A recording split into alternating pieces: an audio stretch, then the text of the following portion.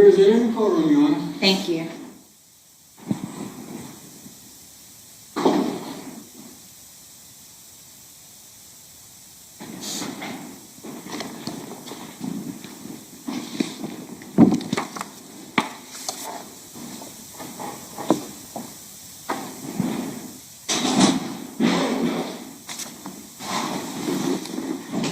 All right, welcome back, everyone. Everyone may be seated.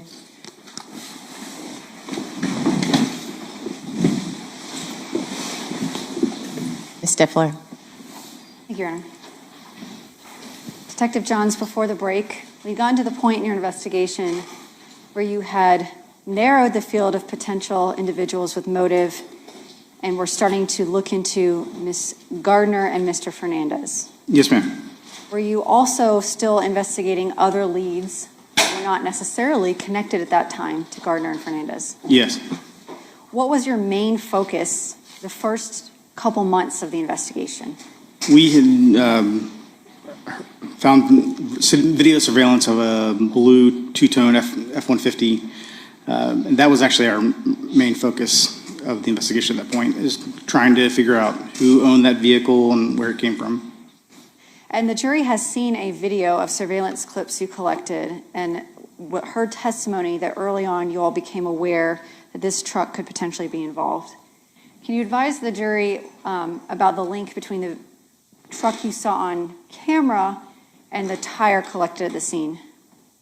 The truck that we saw on camera and was essentially linked back to, or the tire on scene had a DOT number on it, which is not quite a serial number, but it tells you when the tire, where the tire was manufactured and what week and year it was manufactured. The tire left on the scene and the tire that was found at Potomac had the same DOT number. And we heard some testimony about that. What does that mean essentially about the two tires and where and when they were produced? It means they were produced in the same factory or the same manufacturer, the same week and year. Did you try to identify a blue, older model Ford F-150 two-tone vehicle by searching through records available to you as law enforcement officers? Yes, we did. What did you do in order to try to narrow down and see if you could find anyone who potentially had associations with a truck like that? We went through the database of, when you go to get a tag for your vehicle, DHSMV, we went through all of theirs. We tried to find any vehicles that match the general year and description of that, tried to narrow those down. And admittedly, there were tons of them. So we tried our best to focus on what we could to try to find some link to these vehicles. Unfortunately, at that time, we didn't have license plate readers or anything like that. So that was kind of our best thing. We also looked for anyone who was selling that same make and model that we knew was potentially involved. So you did some database research into tag registration, sales of trucks, and did you send officers out in the field to track down any potential leads from that information? Yes, we did.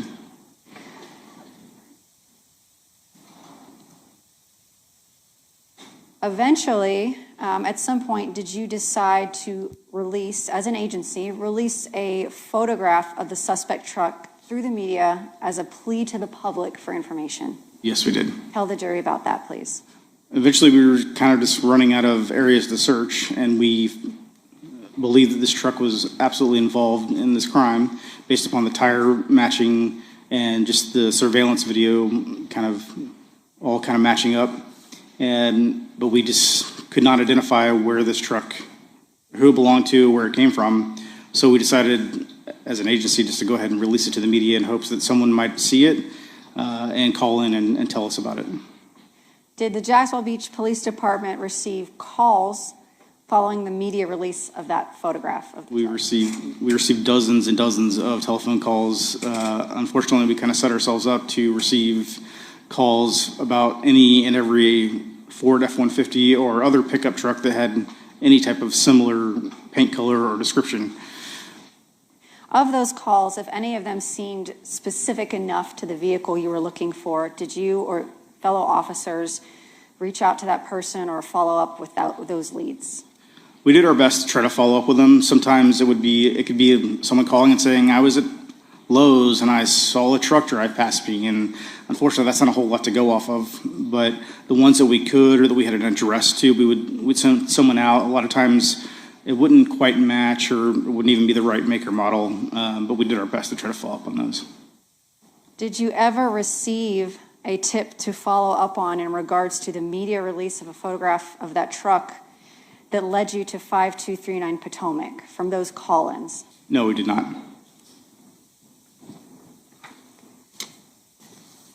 Another lead you had from the scene was the presence of shell casings. Tell the jury what you did in order to investigate those shell casings. So a relatively new process, it's still relatively new. We tried to send those shell casings to the ATF lab to see if we could get a DNA profile off the person who might have loaded them into the magazine. And trying to obtain DNA off shell casings, you said that's relatively new. Why did you have to submit them to ATF lab instead of using the FDLE lab here in the state of Florida? FDLE did not have the capability of doing that at the time. I believe there's only one private lab and then the ATF's lab. So you sent it to the one private lab that you were aware of that was at the time performing this kind of testing? We sent it to the ATF's lab for cost reasons. But it was only the ATF lab and I believe one private lab that actually even did it at that time. Okay, and that was my question. So these two labs were doing this, other labs were not, and you attempted that? Correct. And we'll hear from a DNA expert later, but did you get any leads on suspects from the DNA results on those shell casings? We did not. Was there DNA present on the shell casings? Only the victims. Detective Johns, you mentioned that police work is not a silo. As you are investigating this homicide, are you having daily briefings with other members of your team and with members of the Jacksonville Beach Police Department and ATF? Yes, we held a 8 a.m. briefing and a 5 p.m. briefing every day to discuss any new information that might have come about or any new leads that were discovered. Are you familiar with 10mm firearms through your training and experience as a law enforcement officer? I'm not super familiar with them. I can say through our collective experience that they are very rare. Not so rare that it's a unicorn, but rare enough that compared to a 9mm or even a 40 caliber, we see drastically a lot less of them. Did you send these shell casings to the Jacksonville Sheriff's Office to run through what's called NIBIN, which is the National Integrated Ballistics Information Network, which is a fancy way of saying a database where they could tell you if those casings were fired by a firearm and relate to another crime where they have casings from? Yes, we did. And did you get any investigative leads from that? No. So the national network, you could not find a shell casing that from your scene that could potentially be linked to some crime somewhere else in the country? That's correct. Did you look at sales and pawn records for 10mm firearms in the Jacksonville Beach area? We actually asked the ATF to go out to all of the FFLs or the licensed firearm dealers in Duval County to pull all of the recent sales or pawns of recent 10mm, and then we did the best we could to make sure that none of those people had any type of connection with either a blue Ford F-150 or a connection back to the victim. So you researched into purchasers of 10mm firearms, and admittedly, it's a limited search. You can't look at every person who's ever bought a 10mm. Here in the state of Florida, are you required to register your firearm with the state of Florida? No, there's no registry, and you can do a private sale as well, and there's a record of that. So if somebody had given someone a 10mm or sold it to them in a private sale, there would not be a record of that potentially? That's correct. Okay.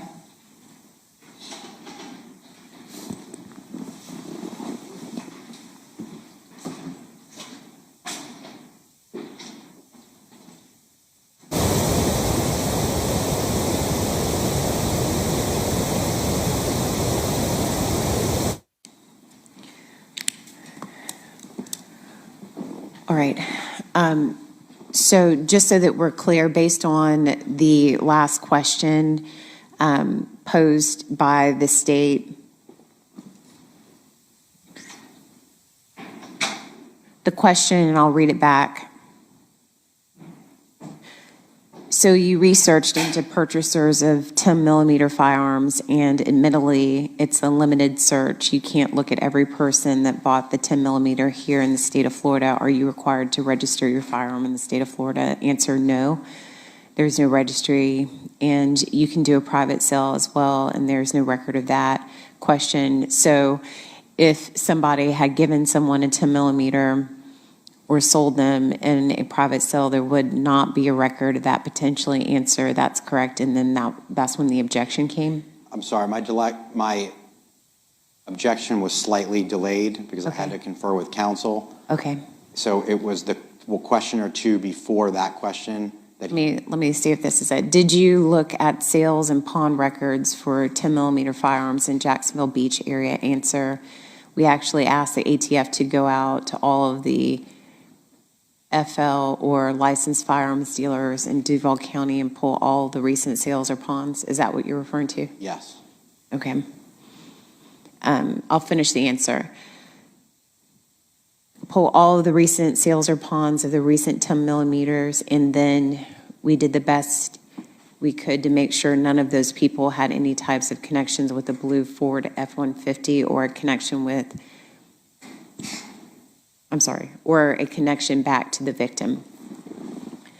So if you could start there, does the state of Florida have any information related to that? Your Honor, I was never provided, nor do I believe that law enforcement with the Jacksonville Beach Police Department kept any records. In the wiretap affidavit that was provided to defense counsel in initial discovery in 2023, on page 39, the firearms search, subsection 1, information contains information that ATF conducted, I'm quoting from the wiretap affidavit that was provided in discovery.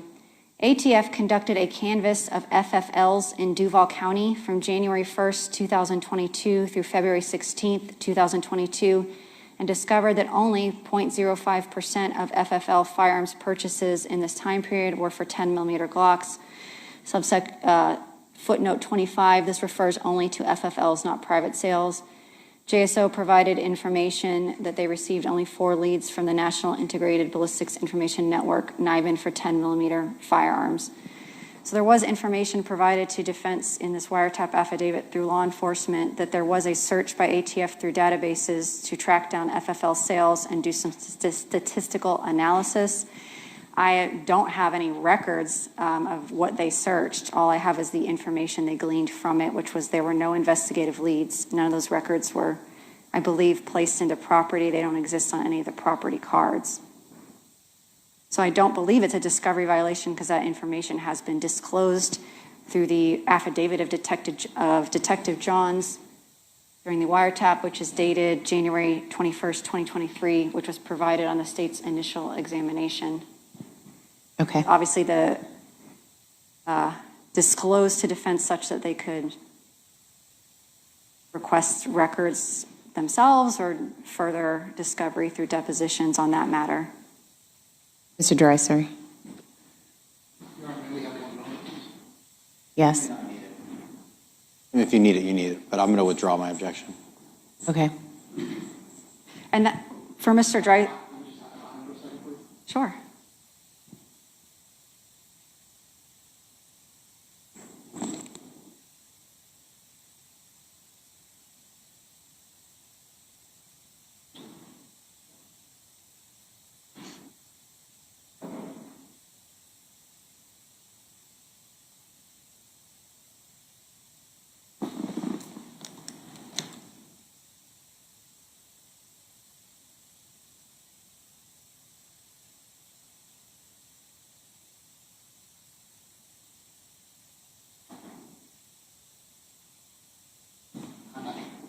Okay.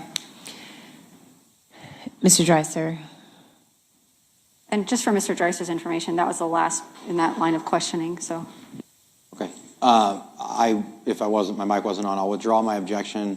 Given the information provided from the affidavit, I think it's consistent with what his answer was, and they confirmed that there are no documents that were turned over as they didn't, I can cross them as to whether they should or they didn't or they are, but she's confirming they don't have any. Okay. All right, thank you. We'll bring the jury back then. Please let the record reflect that the request for a Richardson hearing is withdrawn. All right, let's bring the jury back.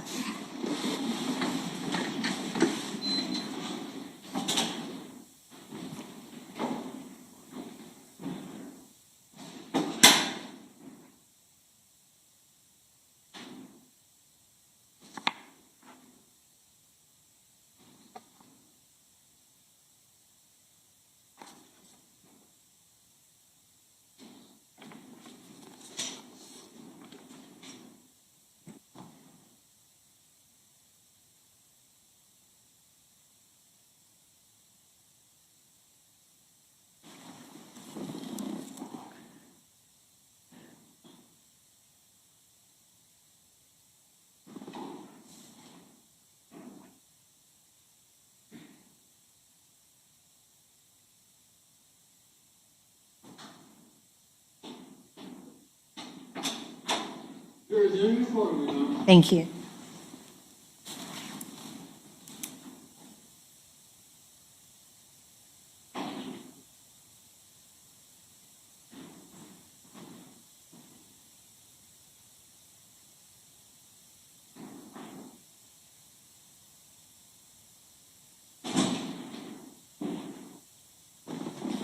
All right, welcome back in. Everyone may be seated.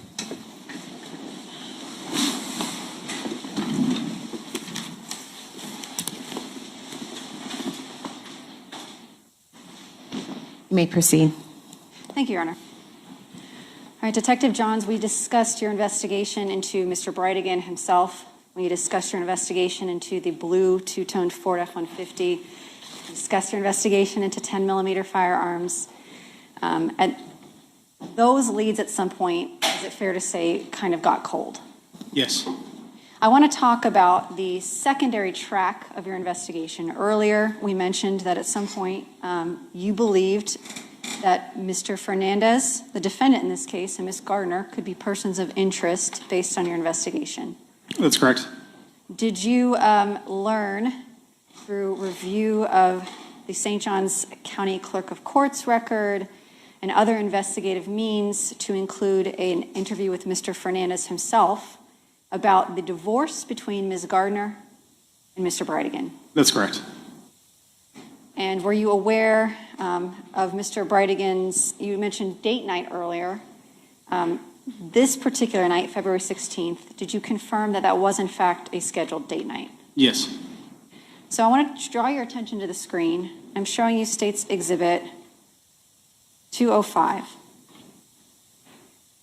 Is this 1511 Marsh Inlet Court? Yes, it is. And who resided there at the time of Jared Bridegan's homicide? Mario Fernandez and Ms. Gardner.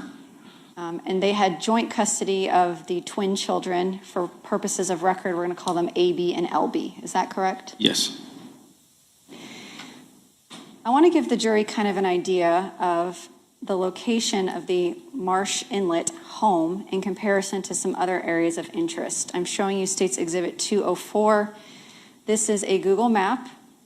This location here, 400 3rd Street South, is a Wendy's. Is that correct? It was a Wendy's, yes. Is that the Wendy's that you went and obtained surveillance from the night Jared Bridegan was killed? Yes. And this shows the Google map. Whether he took this route or not, we don't know, but all roads lead to Shetter Avenue, and to get from Wendy's to Miss Gardner's home, he most likely would have taken Shetter. Correct? Correct.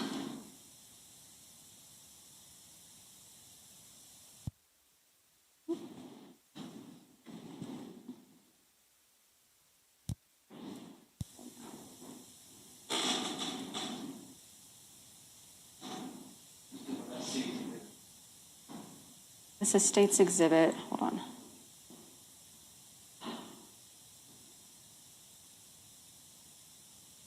.204. I'm zooming in on State's 204. I want to ask about some areas of interest. So this flag here, what does that depict? That was the Marsh Inlet residence we were just looking at. this home we see here in State's Exhibit 205? Correct. Ms. Stifler, if you could get rid of that circle. I am, yes, ma'am. In looking at the front of the Marsh Inlet house, are there any houses to the right? There are not, no. What is on the right-hand side of this residence at Marsh Inlet? There's a little, sign for the neighborhood, and then other than that, there's just the street. So at Marsh Inlet here, it's at the corner of Marsh Inlet and South 15th Street. That's correct. And behind the house at Marsh Inlet, what is it to the back of the property on the back fence line? It's all Discovery School. I'm not sure if they own that property then, or I think they did, but it's all basically this Discovery School campus. So if you were to hop over that fence or walk back behind the house, you would hit the property that belongs to the Discovery School. Correct. Did AB and LB attend the Discovery School prior to Jared Bridegan's death? Yes. Did they continue to attend the Discovery School after his death? Yes, I did. And then you kept walking through the Discovery School. What is the next street that you would hit? The area is called Pablo Hamlet. It's a continuation of Shetter Avenue, but basically Shetter Avenue runs into Pablo Hamlet. So Pablo Hamlet. So Marsh Inlet home, directly behind it is the Discovery School, where AB and LB attended school. And then directly behind that is going to be Pablo Hamlet. Correct. Are there any streets in between Shetter and Marsh Inlet on 15th? No, there are not.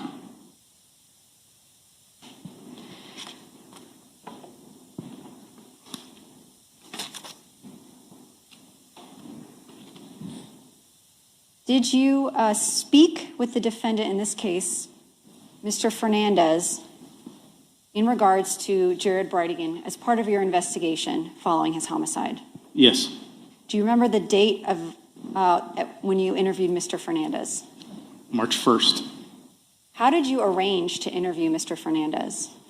I don't remember if I called him or Miss Gardner, but we made phone contact with them, and they agreed to come in. Do you remember what date you made phone contact with them to set up that interview at the police station? I believe it was the day before. So that would be February 28th, Correct. 2022. And you spoke with Mr. Fernandez. He was willing to come in? Yes. And you arranged to have that interview the following day on March 1st, 2022. Yes. When you talked to Mr. Fernandez, did you audio and video record that interview? Yes, we did. While you were speaking to him, was there anything during that conversation that corroborated what you believed to be the motive you were developing?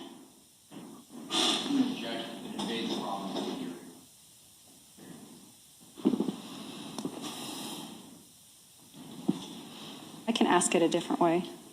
Okay. When you interviewed Mr. Fernandez, and the jury's going to see his interview momentarily and hear it themselves, were there specific statements he said that you notated as potentially relevant to your investigation? Yes. What were some of the specific statements, based on your training and experience, that stood out to you such that you notated them? That he and Miss Gardner were trying to get a social investigation done in order to gain at least majority custody of the kids. And it goes without saying, but I am going to say it.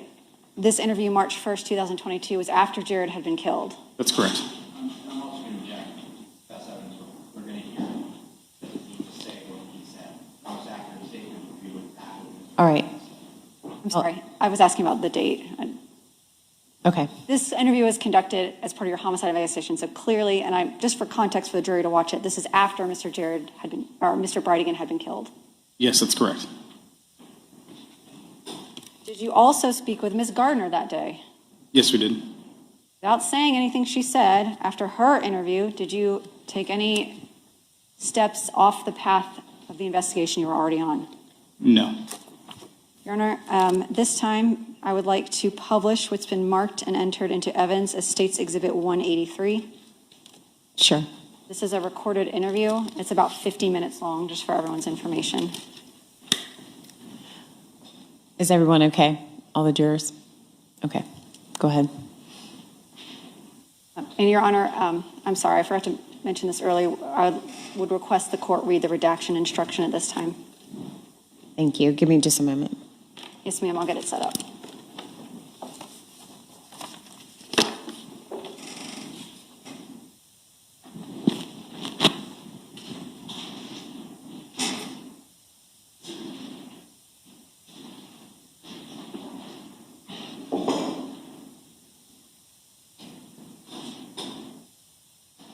Members of the jury, as the state is getting the exhibit prepared, I give you this instruction as it relates to State's Exhibit 183. You're about to view a video recording, and the court instructs you that the recording has been edited to eliminate irrelevant portions that would not add to your understanding of this case. And the fact that the recording has been edited should not impact the way that you view and consider this evidence. You may proceed. Thank you.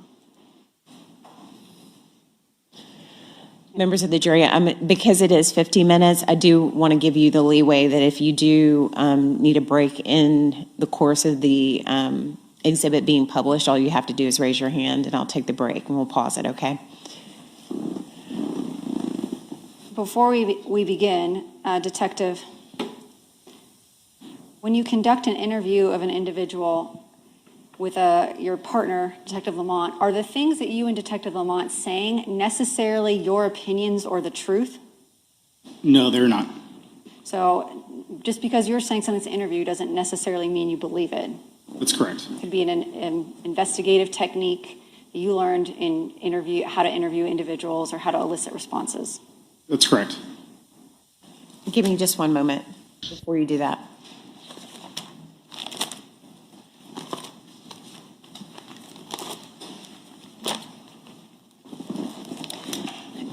Members of the jury, as well as the instruction that I just gave you, I also give you this instruction that you must abide by and follow.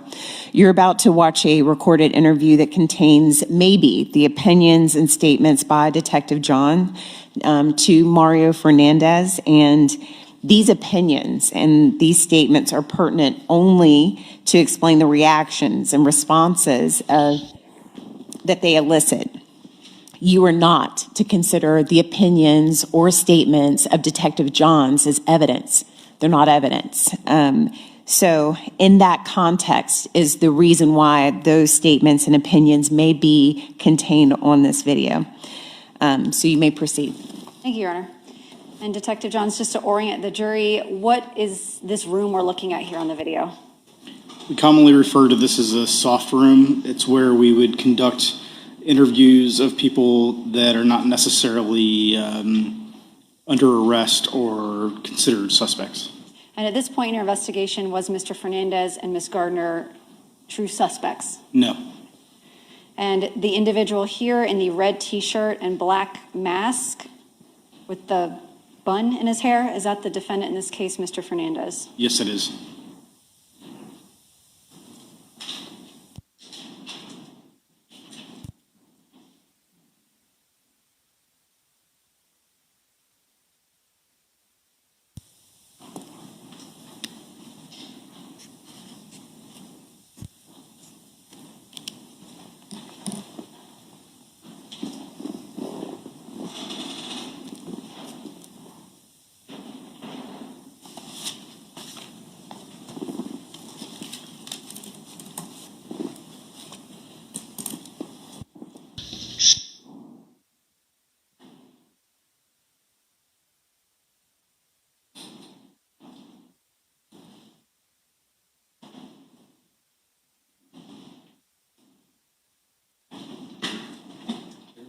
No, the player, this Blu-ray disc thing is terrible.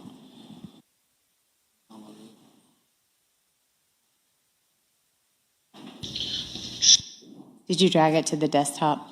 I'll try to do that now. We did test this last week and it was in working order.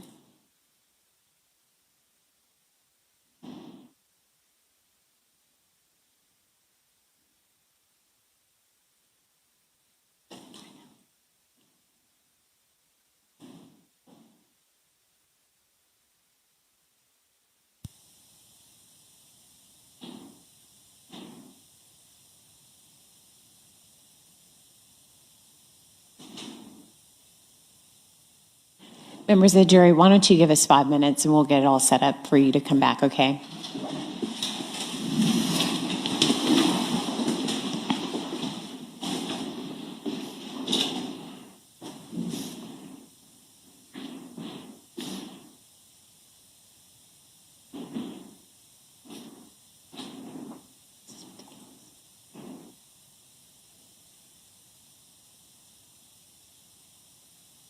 Not working. It's just straight not working.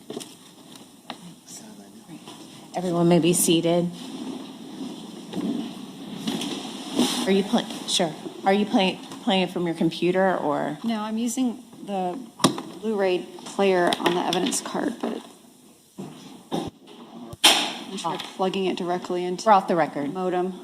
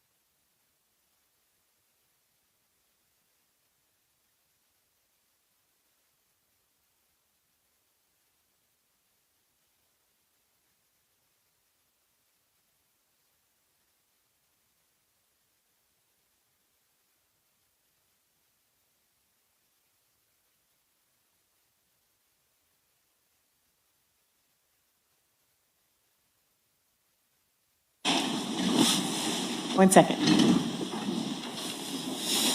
Right, you may proceed. Thank you, Your Honor. I think we got it worked out. Okay. I think you guys met the other night, right? The night, yeah. Listen, man, I appreciate you coming in.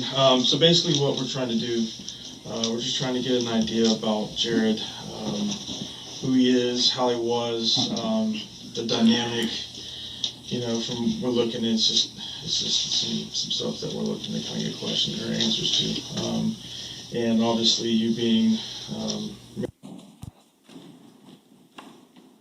and being in that dynamic, you should be able to give us an interesting perspective. Yeah, absolutely.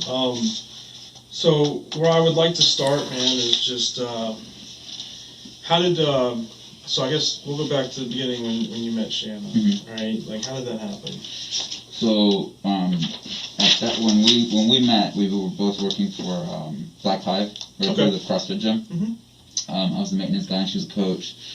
And that's just kind of how it all began. I got introduced to the kids, saw how things were, and for Shanna and I, it was a bit of a unique situation because of the type of person Jared was. Shanna and I, we pretty much sealed the deal very early in the relationship, because there was no way I was going to be able to help her with anything relevant to the kids if we weren't. It was just impossible. So for me and with Shanna, it was very much a, hey, we can't really have a relationship if your kids don't like me. I started with that. Right. And then from there we just moved forward. But then, I guess coming into the kids' lives, and then I remember reaching out to Jared, and I let him know. I was like, I said particularly, it was right after Shanna and I got married. I told him, hey man, now that I'm gonna be in the kids' lives more often, maybe you and I should have a chat. Nothing. I got nothing. Was that done over phone, text. Text. And he just didn't send you nothing back? Nope. Is that the only time you ever tried to reach out to him?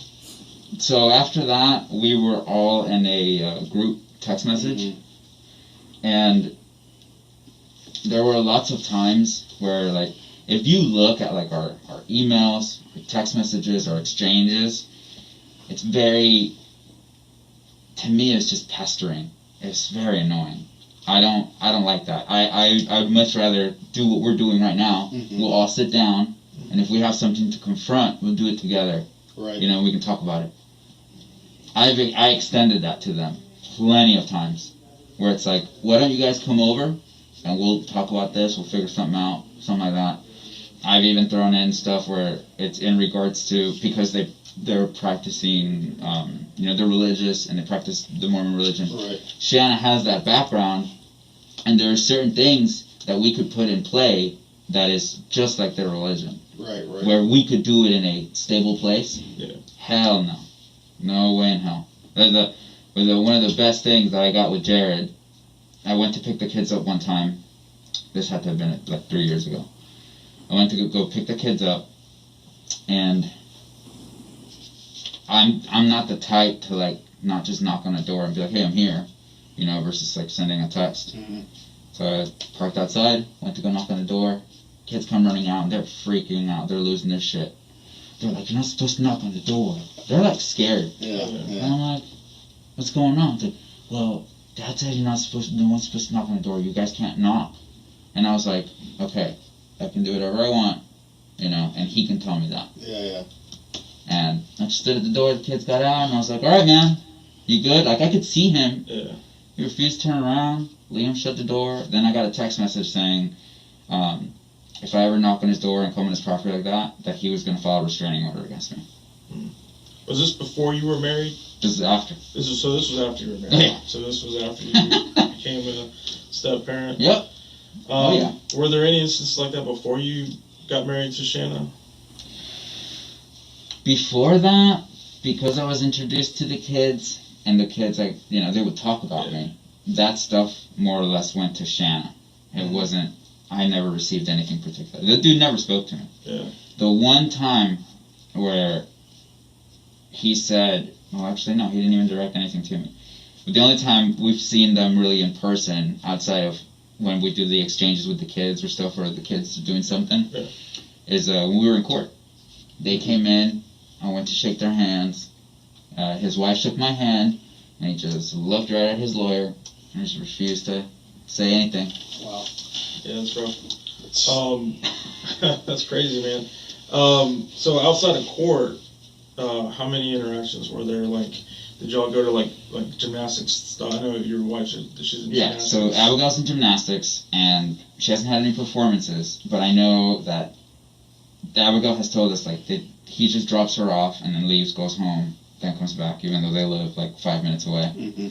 Obviously, because we're so far away, we're in there. I'll go in and I'll let her know. I was like, hey man, you should stop being a chatty Cathy and like practice, stuff like that. Yeah.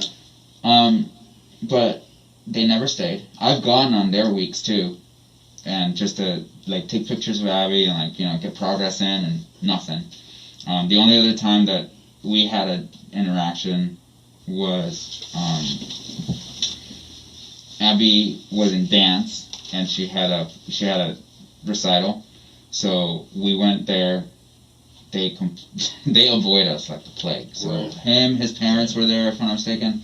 They sat completely away. We sat out in the front.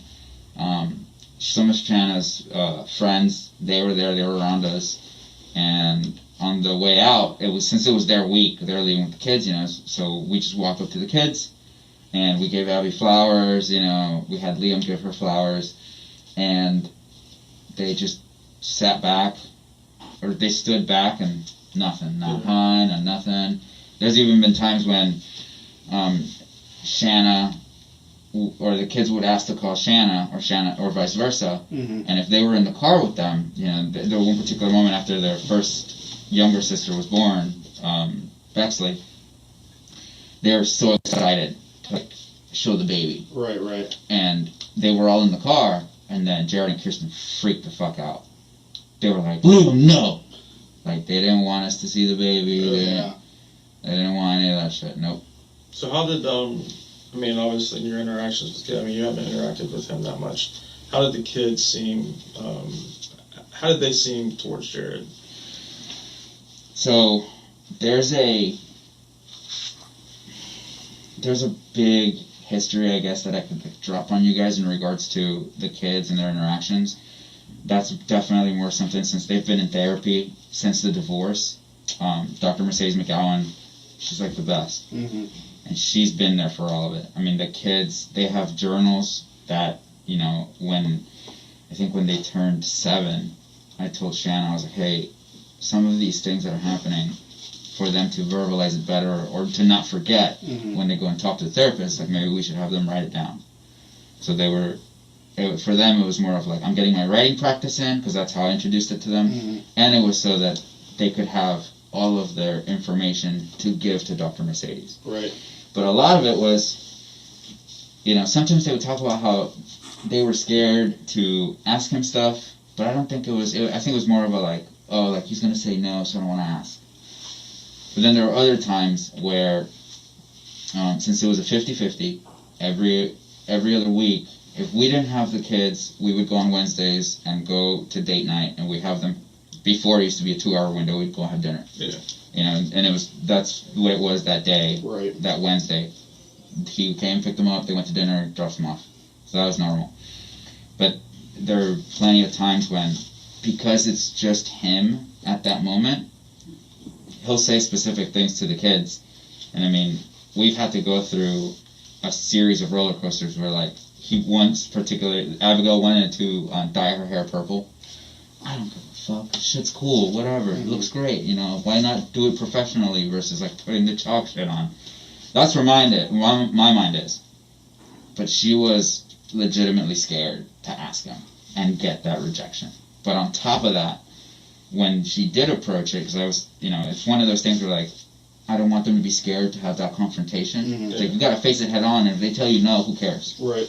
Best thing that could happen is they say yes, everybody wins. They say no, well, fuck it, we'll figure out something else. Right. Yeah. So she sits there and asks him, and he then proceeded to tell her that if you do that, first it was well, your hair is beautiful just the way it is. Yeah, but I want to do this. Mhm. And then it was, well, God won't like you and you won't be accepted in the church.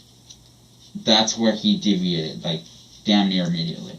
He told pretty sharp turn there. he told Liam something similar. Then he told him about the rejection in the church in regards to tattoos. And I know that was a stab at Shanna, because Shanna has a sleeve. Yeah. So we had to take the kids to, luckily we're friends with a bishop of the religion that lives down the street from us. Mhm. And him and his wife, like, we get along with their families, it's great. And then Shanna was like, you know what, why don't we take you to go talk to the bishop? And here the kids are asking the bishop questions of like, hey, you know, like, we were told that we wouldn't, and, you know, he had to just let them know and reassure them. It's like, you'll always be welcome to come into the church. Like, you will not be rejected for that.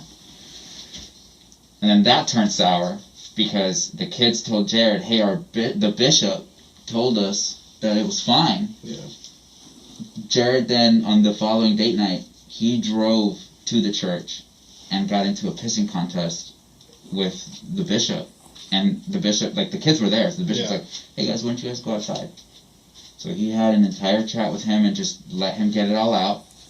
And then after the confrontation, you know, he's like, what do you want, man? Why would you not want the mother of your children to succeed so that they could have better? Right. That's pretty much where it went, and he just lost his shit. Left. I guess they went to go get dinner, and then he asked the kids to tell them where he lives, and then they drove past his house. When was that? How long ago was that? Shit, that had to have been 2 years ago. 2 years? It was before COVID, so it's definitely 2 years ago. What's That's like the timeline before COVID. Do you know the bishop's name? I always forget his Curry. Curry? That's his last name. And his church is up here on, is it On Penman. Penman? Yeah. Yeah, and then the bishop, he had to contact legal in regards to the legal portion of the church. You know, kind of notified. Why did he have to contact legal? Because I guess it's because of their interaction and because he drove by his house. It's one of those, like, Yeah, it's kind of weird. it's weird Why as you hell. drove by a house, You know, yeah. Did it get physical or anything? Or nope, just just very verbal, and then he asked the kids to take him and show him where his house is. Did they tell you? Did he tell you what he said or anything like that? What did the bishop tell us? Yeah. He pretty much told us that he was asking why he would, like, more or less interact and help someone who has left the church, and he was harping on Shanna. That's pretty much where it went. And then for the bishop, it was more of a, again, like, why would you want the mother of your children to fail? You know, why would you not want them to succeed and have the because it's that 50-50. And then, you know, I can barely remember it, but he dropped the verse on him where it's just like, you know, even if you have one sheep that has separated, why would you not go out of your way to get that sheep either back to the flock or just to safety? Yeah. So he hit them with that, and he didn't like that shit at all. So When you say succeed, you said you keep saying that why would you want her to succeed, Shanna? Like, what do you mean, like professionally or like spiritually or like what? I guess I don't know if at that point the bishop was talking about like in the spiritual. I don't know if it was the spiritual sense. I'm not him. We'd have to ask him. Yeah. But I'm pretty positive that interaction was more of a why are you helping her? And it's like why would you not want to help her? Yeah, that makes sense. Yeah. So let's come to date night, and you know we're just trying to get an idea about how it works, kind of what happened that night. I know it got shifted because of gymnastics. Yep. So, like typically on a typical date night when Jared would come and pick up the kids, how did it go from like start to end? So he usually pulls up, texts here. Mm-hmm. The kids walk out, and we usually watch them get in the car. And then when they come home, they just come in. We've taught them how to have a keypad on the house. Mm-hmm. So if the garage is closed, they hit the keypad, or they just come in through the garage. And we know they're home. And that's it. That's exactly how it goes. Is there ever any communication about like where they're going or No. what they're gonna do or anything like that? Nothing like that. Nope. So let's go to that night. We usually ask the kids, Mhm. it's like, hey, what are you guys thinking you're gonna do for date night? Where do you guys want to go eat? That way they can voice that to him. Mm-hmm. But it's a bit annoying because before we've tried to kind of integrate that where it's like you guys can make choices too, Yeah. and then we'll be like, why don't you guys call him Tuesday, so that way you guys can be like, hey, we want to go here, and that way you have a good shot of going there if that's where you want to go. Because there have been times where like, oh well, I don't want to go there. We ended up going to this place and I didn't like it. Blah blah. It's like, why don't you let them know ahead of time? That'll work. It'll help you guys. And then they'll tell them, and they're like, well, we'll think about it. And then that's not where they go. So that decision was typically made by Jared without the kids' input? Oh yeah. Was it made like almost in spite, like, was he ever take their input, or was it just like, this is my show, I'm running it, I'm doing it? I don't really know, to be honest. There were some times when it's like, actually I can't even remember any time that the kids were like, oh yeah, we asked to go here and that's where we went. Yeah. It was more of, oh, we went to Firehouse, and then they can agree to like Firehouse, so everybody's happy at that moment. Right. Yeah. So let's go back to that particular date night, and we're just kind of trying to work his night and figure out everything that happened. So he comes and picks the kids up at what time?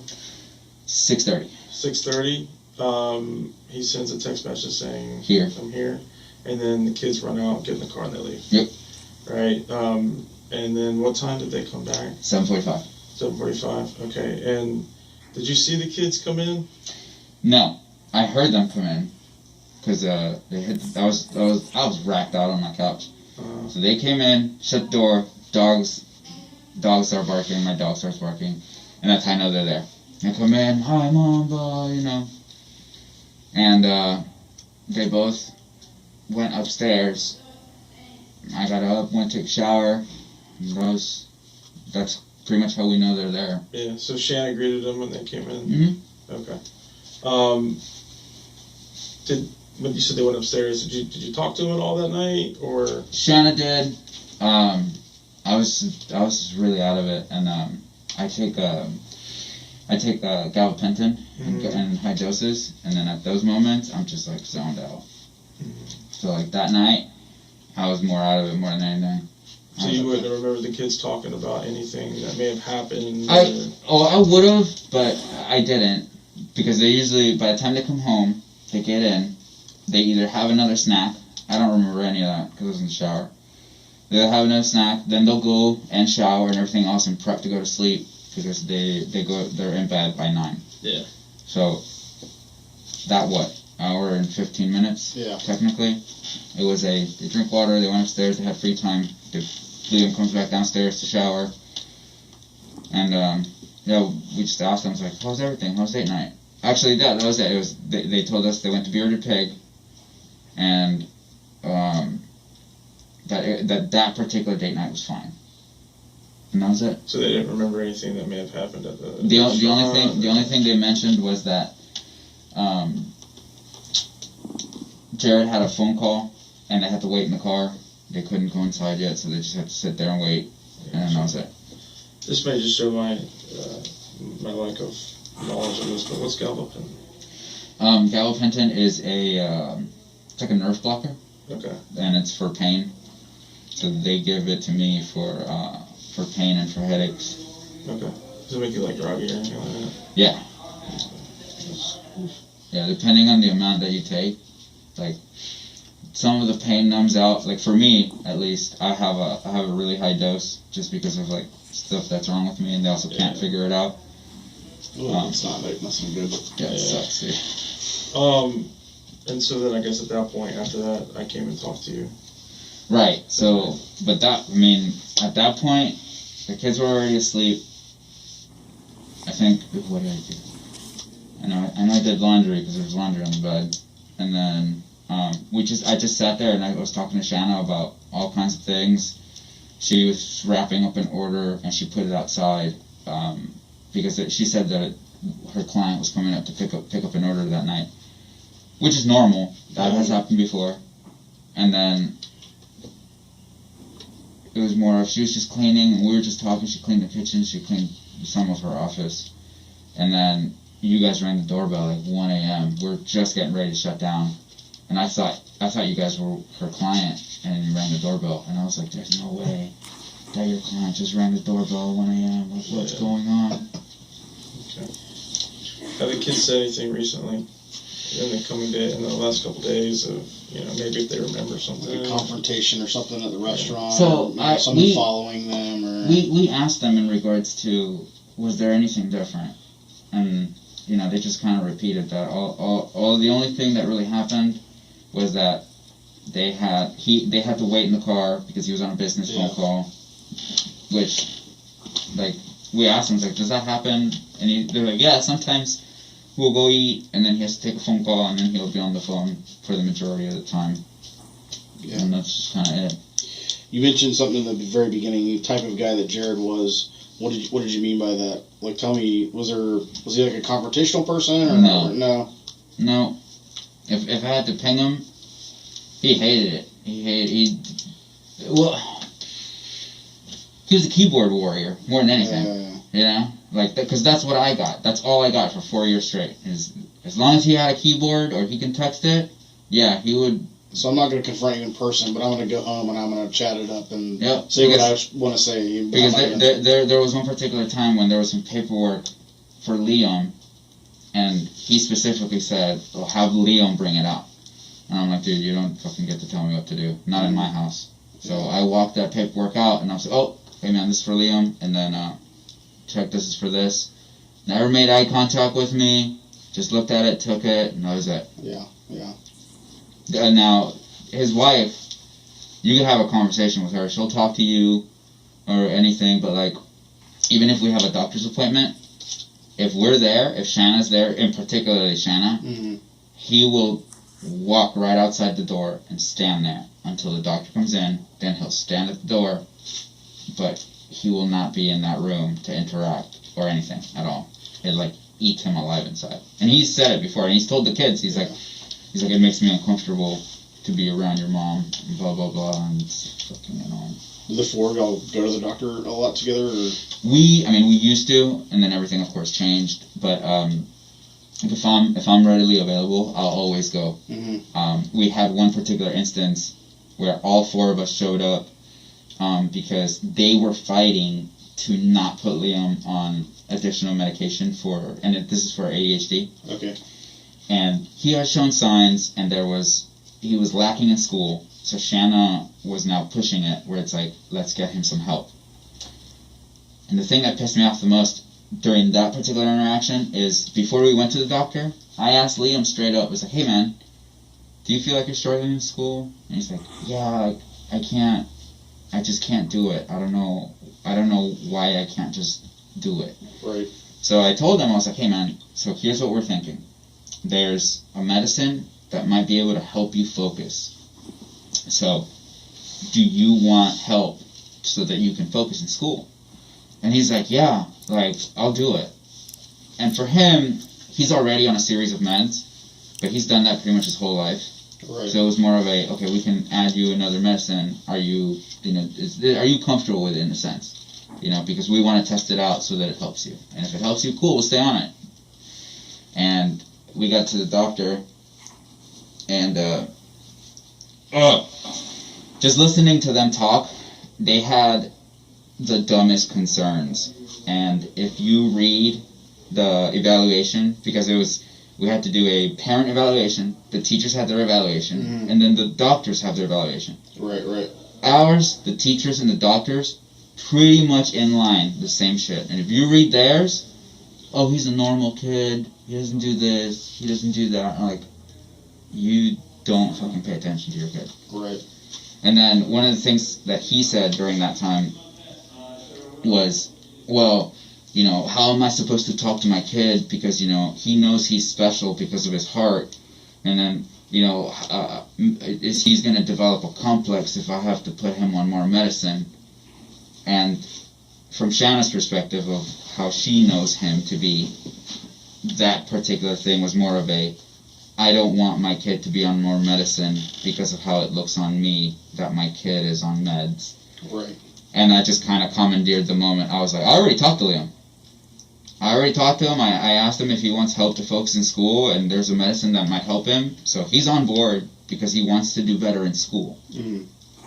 So then they fought us because they were like, well, we want to get him evaluated. Great. But if you want that, you're paying for it. Right. I'm not paying for that shit because I can give this to him for a week, and if it doesn't work, we can adjust or we can get him off of it. And that's it. I did all the research. It would take like 4 months to get him evaluated, and then another month to 2 months to receive all the data and results. Right. So we were sitting here like, here you go. These are we gave them everything. Let's do it the old school way. See if it works. And Yeah, it's like here. If you want to do this is who you need to talk to. Here are the prices. Mm-hmm. We're not paying for it, but also know that Liam is going to suffer because he's waiting for this entire school year to get this shit done. I kid you not, and like Shanna, it's like Shanna's like absolute proof that like he should have been on this routine before, like a long time ago. But he took it, he started taking it, and 1 month later he won the spelling bee. He fucking crushed it. And I'm telling you, if you'd have seen him right before that, there was no way that kid could have pulled it off. It blew my fucking mind. I was like, dude, you did it. Like, you're on it. And he knows and understands it, too. Like, he'll get to school if he missed the pill, and he'll talk to his teacher, like, Mr. Shane, do you know if I took my medicine this morning? It's fucking funny as shit. And he's like, well, did you? And he's like, I don't think so, because, like, I just can't, like, sit down and stuff. And then get a text to Shanna, and it's like, hey, Liam doesn't think he took his meds this morning. She looks at the table, it's right there. And luckily, the school is right next to us, so we just walk it over, and so it's just one of those things, man. And there's been a lot of other stuff. Liam, like, hey, if you're feeling this type of way, you need to bring it to somebody's attention, because he has a heart defect. And then when he gets out of breath, depending on how it goes, and he gets wheezy, he can feel it. And he feels heavy and tired. Mm-hmm.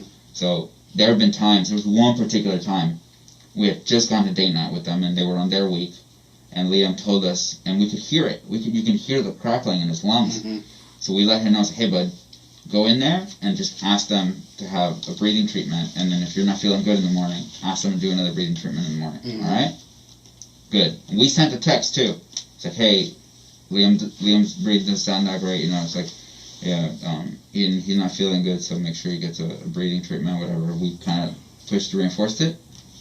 And when he asked that following morning, because he wasn't feeling good, he said no. He said, take the other inhaler, and that is different than getting the breathing treatment. Right, it's two separate things. And then he sent him to school. He got to school. He still wasn't feeling great. So he told his teacher, and he's like, hey, I asked my dad for a breathing treatment, and he told me no. Can my mom come here so I can get a breathing treatment? And luckily, the teacher that he asked understands that he's on the same style of breathing treatment, or I think his brother was, so he understood it. Mm-hmm. We rush over, get him to sit down, get him a breathing treatment. We bring him some food, and he's feeling better. And Shanna, you know, she was proactive, and it's like, hey, we might want to get this looked at just in case, because we can't afford for Liam to have pneumonia. We can't. That shit, from all of my understanding in regards to Liam and his heart and lung condition, pneumonia will kill him. Mm-hmm. So why risk him getting any type of, you know, lack of breathing? Right. So Shanna set up for him to go to the doctor and everything else for that same day. They lost their shit, and it's like, why would you do that without notifying us? Blah, blah. And it's like, I'm notifying you right now. And it's like, all you gotta do is pick him up and take him. Or we can take him and then drop him off at your house. Right. Nope. They didn't want to do that. And then he said that Liam told us that when they got in the car, he pretty much gaslit him. He told him that he was feeling fine, and that he didn't hear anything wrong with him, and then he told Liam that Liam was lying. So then when he went in and talked to the doctor, Liam told him, Liam was kind of like forcing his cough. Right. And then the doctor obviously was like listening to him, was like, yeah, you're kind of pushing it, bud, then just relax. And then Liam straight up asked the doctor, like, you can tell that I have a cough, right? But obviously, since we gave him breathing treatment, his lungs are wide open, so he's good at that moment. And it was just a fucking shit show with that. And that's how the interactions go. That's how things with the kids go. Like, and it's a constant back and forth. Abigail was just, I don't even know if she's gonna do it anymore, but she was taking an interest in being proactive in the church. We thought it was fine. We didn't mind. However, we know that they've implemented certain things on the kids and hovered the church over their head, and that's just not how it should be introduced for a child. So we decided, hey, you know what? If Abigail wants to do it, we can take her on our side over here in our weeks. And Shanna was like, yeah, that's what I'm going to do. You know, that way I can teach her the difference of how it can be. Right. Abigail wanted to get baptized, so we, you know, it's like, we told her, it's like, that's fine. You know, just make sure you learn and understand what you're committing to.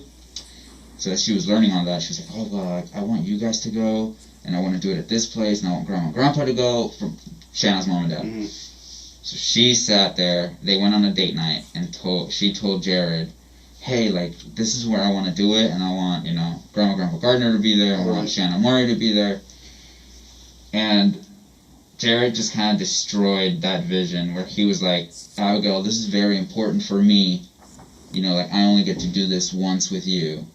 And also, I don't like your grandparents, you know, I can't even remember the reason what he said. And then he added on, he's like, and I really don't like your mom.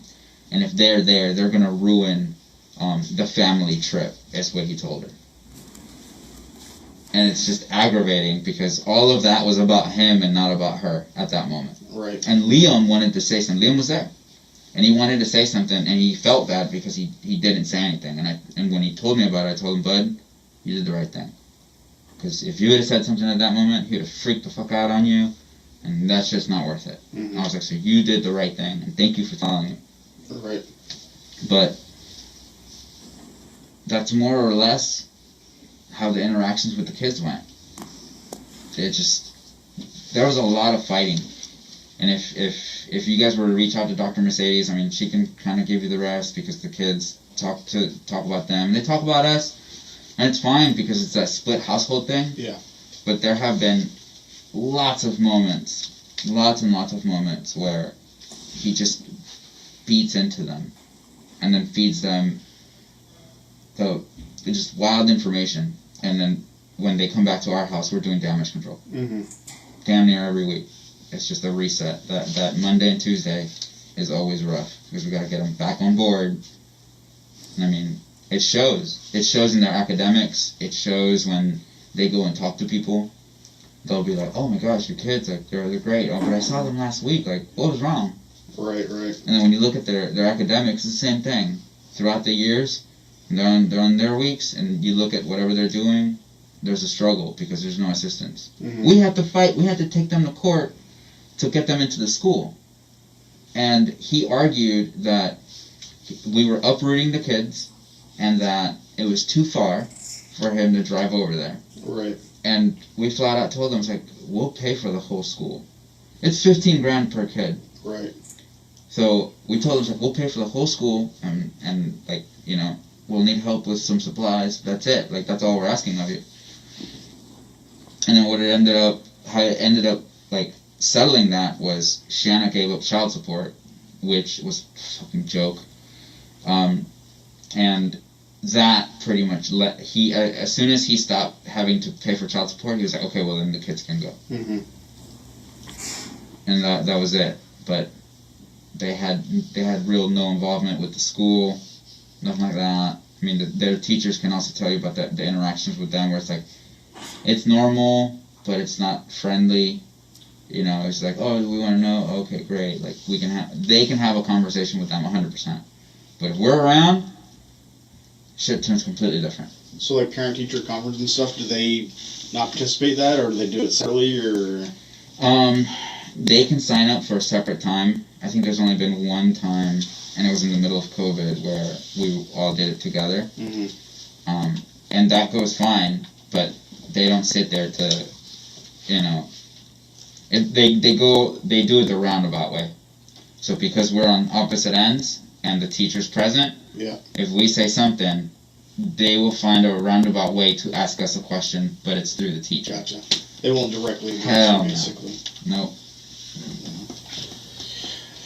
Well, it sounds like you guys had a pretty rough relationship for as far as the kids were concerned there. It was a pain in the ass, man. Yeah. And I'll tell you, like, the last thing that was happening on our end in regards with the kids, he was fighting to get the kids off of Dr. Mercedes' care, their therapist. He wanted to end the kids going to therapy. Okay. He wanted it to stop. And he was saying that he had never agreed to it, and that they go and tell the kids, or I don't know if he thought that we were in there with the kids. The kids go in there by themselves. We're not in there. We usually go in first and we talk to Dr. Mercedes and we kind of give her an update of like what's going on. Right. From there we step out, the kids go in there and they chat with her. And they are just open books in regards to what they tell her. That's on them. And it's just to help them along. Outside of that though, he wanted it to stop because at one point or another, he knew that the kids were talking about him. So that's why he wanted to stop. And he wanted it to stop.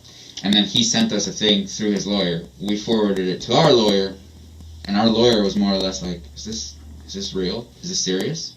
And our lawyer legitimately told us that he ignored it because he didn't think it was serious. And like he waited out the time. Right. So then they went in, he went back in and got serious. It was like, I haven't received a response and blah, blah, blah. And we asked our lawyers, like, hey, can you respond to this? Because this is getting out of hand now, and it's absolutely ridiculous. Right. Our lawyer was prepared to be like, I hope this goes forward so I could just crush him in court. Yeah. We were hoping that he was going to push it so that we could file a social investigation against him. Because up to pretty much this point, the primary goal, because it wasn't amicable and because of how they're being with the kids, we were more or less fighting for the kids to have a chance and for Shanna to have majority decision making. And if she could have more timeshare on her end, if it was like 60-40 or whatever, if we could bend it just enough, it'd be great because the kids would be better off. Right. You know, and if we could push them into the corner of all the interaction with the kids, we all need to be together. Yeah. So they could just suck it. And I don't care if they're suffering because they're uncomfortable. I'd much rather it all be right there in one, so if they say something dumb, I can I'm confrontational. I don't care about that. So I could be like, no, hell no, dude, we're not doing that. Right. And I can shut him down and the kids can see, hey, like, not this. We can do it this way. Right. And we'll all be here, so there's no, oh, well, they said, no. That shit was just so annoying to me. But that's what we were fighting for. And I was hoping that, like, hey, all right, I'm prepared. We got everything we kind of need. If he pushes for this therapy thing, it'd be absolutely hilarious because we'll get crushed. And then we could push for a social investigation. Yeah. Was there an incident, I'm talking about kids, man, was there an incident with Jared and Liam involving something with Valentine's Day? Chocolate in the bed or something like that? I don't know about that particularly. I'm pretty sure that sounds kind of like Liam, like he would steal chocolate and eat it. He does that. He'll like sneak into our pantry like early in the morning before people wake up, and he'll go in there and like he's been caught at our house. I'm pretty sure he's done that similar over there. Yeah. I don't know anything specific about that. You didn't hear anything about. Okay. And then my other question, man, and it's about my last question. Now, knowing Jared and knowing, kind of who he is and knowing what happened, what do you think happened to him? Ah, shit, man. I mean, it's a big speculation. Like, Shanna's parents came to spend time with Shanna and the kids, and help them throughout all of this. And, when you guys showed up, I felt like everything you guys asked were, like, pretty basic questions. Like, substance abuse, did he have any enemies, stuff like that. But it's one of those things where it's just like, man, you need to get in line. Because I know people that don't like him. I told you I don't like him in particular. I don't care for that dude. But as far as, like, I haven't heard anything directly out of you guys. Like, I haven't been told anything. It's just what you can read and what you can find online. Mm-hmm. And it's one of those things where it's just like, I don't understand why he got out of the car. The only thing I can think of is he knew somebody that was right there in front of him, because I can't think of any other reason for you to get out of your vehicle. If someone approaches your vehicle and you don't know them, or they want to get in your car, you're just going to speed away. Right. Or if they're in front of you, shit, or if something's about to go down right in front of you, I'd rather run that person over. I will 100% just hit the gas. If I don't know them, Yeah. there's no reason to get out of the car. None. I can't. So outside of that, outside of he knew who was there or whatever, I don't know enough about the guy to know what he's involved in or what he could have been involved. Gotcha. Who, you just said you knew a bunch of people that didn't like him, like who? Shit, man. I mean, like, people from his church. From his church down in St. Louis County? Yeah.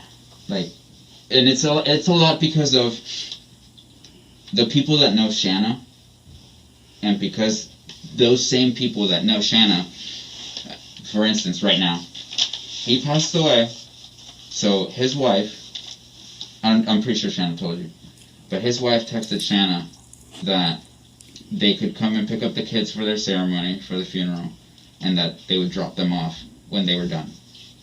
And it was like, we're going because we're going to be with the kids. And that they're going makes perfect sense. to they're going to stand right next to us. Yeah. And we even spoke to the therapist about it. It's like, Shanna's the mom. You're not going to take that away from the kids or from Shanna. And we want them to go because they have to have that closure. They have to have something to let go of, and then you say their goodbyes, pay respects. I was all in for that. She straight up was like, you are not welcome here. You've been vile to him and blah, blah, blah. And it's crazy because when we let her come into our house, that following morning after he told us, when we were going to break the news to the kids, she asked, she's like, could I be there when when you tell the kids? And we were like, yeah, that's perfectly fine. Right. So it's like beyond that, like friends of Shanna that still practice and are in that church, they also received notice that they are not allowed to attend the public service for Jared. And it goes like that. It's more of like people that know of Jared through Shanna and have experienced who Jared is, they don't like him. Right. So that's kind of where the list goes. It's more of like through Shanna's contacts, and it's like it's not even her friends or closer circle of friends. It's like acquaintances. Right. Shanna used to be a teacher. A lot of those kids go through that church, so like she knows them from those interactions where it's like, oh, I know this mom. I used to teach her kid. Hey, we can have a friendly chat. All of a sudden, they are alienated because they had a chat with Shanna, so they can't have anything to do with the family, with Right. Jared's family. And even right now, the kid's grandparents, Jared's parents, they came all the way from Germany. Not one of them has contacted us to ask us about the kids. Not one. Yeah. And that also happened to Jared's brother. Jared's brother left the church, so they 100% nixed him. Him and his kid, so the other grandchild, they pretty much don't exist. And that's just kind of how the family tree is in that sense. And then right now, Kirsten, to me, well, she writes his emails, and we can tell the difference. Right. We know it's her. And like right now, she doesn't have any leash anymore because there's no restriction, and she's just being a total bitch. Kirsten is? Hell yeah. Okay. Like, for her to tell Shanna that she can't go and that she can come and pick up the kids and they'll return them at their own leisure or whatever. It seems a little unfair considering if you guys let her come into Exactly. your house and be there and... Man, it's super annoying because even when she showed up to the house, we told her, like, we're going to have a chat outside before you come in. Yeah. Make sure we're all on the same page. So one of the first things that comes out of her mouth is like, I know that over the years it's been rough, but, I want you guys to know that Jared did love you guys and always wanted to be friends. And I'm sitting there like, I was looking at Shanna, and I was just like, Shanna told me to not say anything, so I didn't. Right. I was like, I'll be nice just because of what's happening, and the kids are more important. But at that point, I just want to be like, shut your mouth, because you're lying, and do not come in my house with that bullshit and say some stupid shit to the kids. Right. So we just kind of deviated. Shanna deviated that moment. It was like, we just want to make sure that she said it. She's like, I am going to let the kids know what happened, and we're going to leave the floor open for them to ask questions because the questions are going to pour in. We're going to keep it simple. So we sat around my table. Shanna let them know. The kids had their moment, and they started asking questions, and I opened it up. After that, I did the follow-up because Shanna was crying. And then it was well, what's going to happen, like, with our little sisters? You know, because I have 2 sisters. Mm-hmm. So we let them know. We reassured them. It's like, as long as Kirsten's available and, you know, we can settle on times and stuff like that, like, we'll take you. And we've taken the kids to their house so they could see their sisters in this, it's been almost, 2 weeks now? Yeah. In this, the very first, like, within the first 3-4 days. How did that go? When you went over there? Well, here's the other part. So, she knew we were coming, and we gave her a heads up, Mm-hmm. and she texted Shanna, and she said, well, I don't know if she said I want to keep it brief, but she said, it's been very overwhelming right now, so, you know, we also let her know that, you know, my in-laws were with us, so we didn't want to impose, so we'll make it brief. The kids, Abigail made like an entire basket, a gift basket of like, here, have this, and this is for their little sisters and stuff like that, and we pull up to the house. Her parents are there. They have 2 friends there. The kids are playing in the front yard. It didn't seem very overwhelming at all, you know, or like she was alienating anybody else. Mm-hmm. We had a conversation with her parents. Her mom was very, again, it's a speculation, but it's like, she didn't seem to care about Jared because they're from Seattle. Right. And she was just like, you know, stuff like this happens. That's exactly what came out of her mouth. And she's sitting there talking to my in-laws. But then she, like, rerouted the entire thing, and her mom started talking about, you know, we lost one of our grandsons in Texas, and that's when she got emotional. But it was no direction of anything with Jared. Right. And then when we told her that Kirsten had told us, like, yeah, like, she told us she was overwhelmed, so we don't want to impose and be here for too long. And her mom just looked confused as hell. It was weird. Yeah. It was weird. And then now, you know, after the funeral thing, you know, we are doing our own thing with the kids. Shanna yesterday had the kids write letters, and, you know, we burned them, and we took the ashes, and Shanna took out the kids to the beach so they could bury them. Mm-hmm. And in, like, another, not this weekend, but the following weekend, we're going to do more or less like a celebration of life, and give some time for Shanna's family to come here to Florida, because they're all from Utah. And we're all going to spend time with the kids and let them know, like, hey, like, you have a support system. We're all here for you guys. Right. You know, we, like, this, and this is going to be our normal, more or less.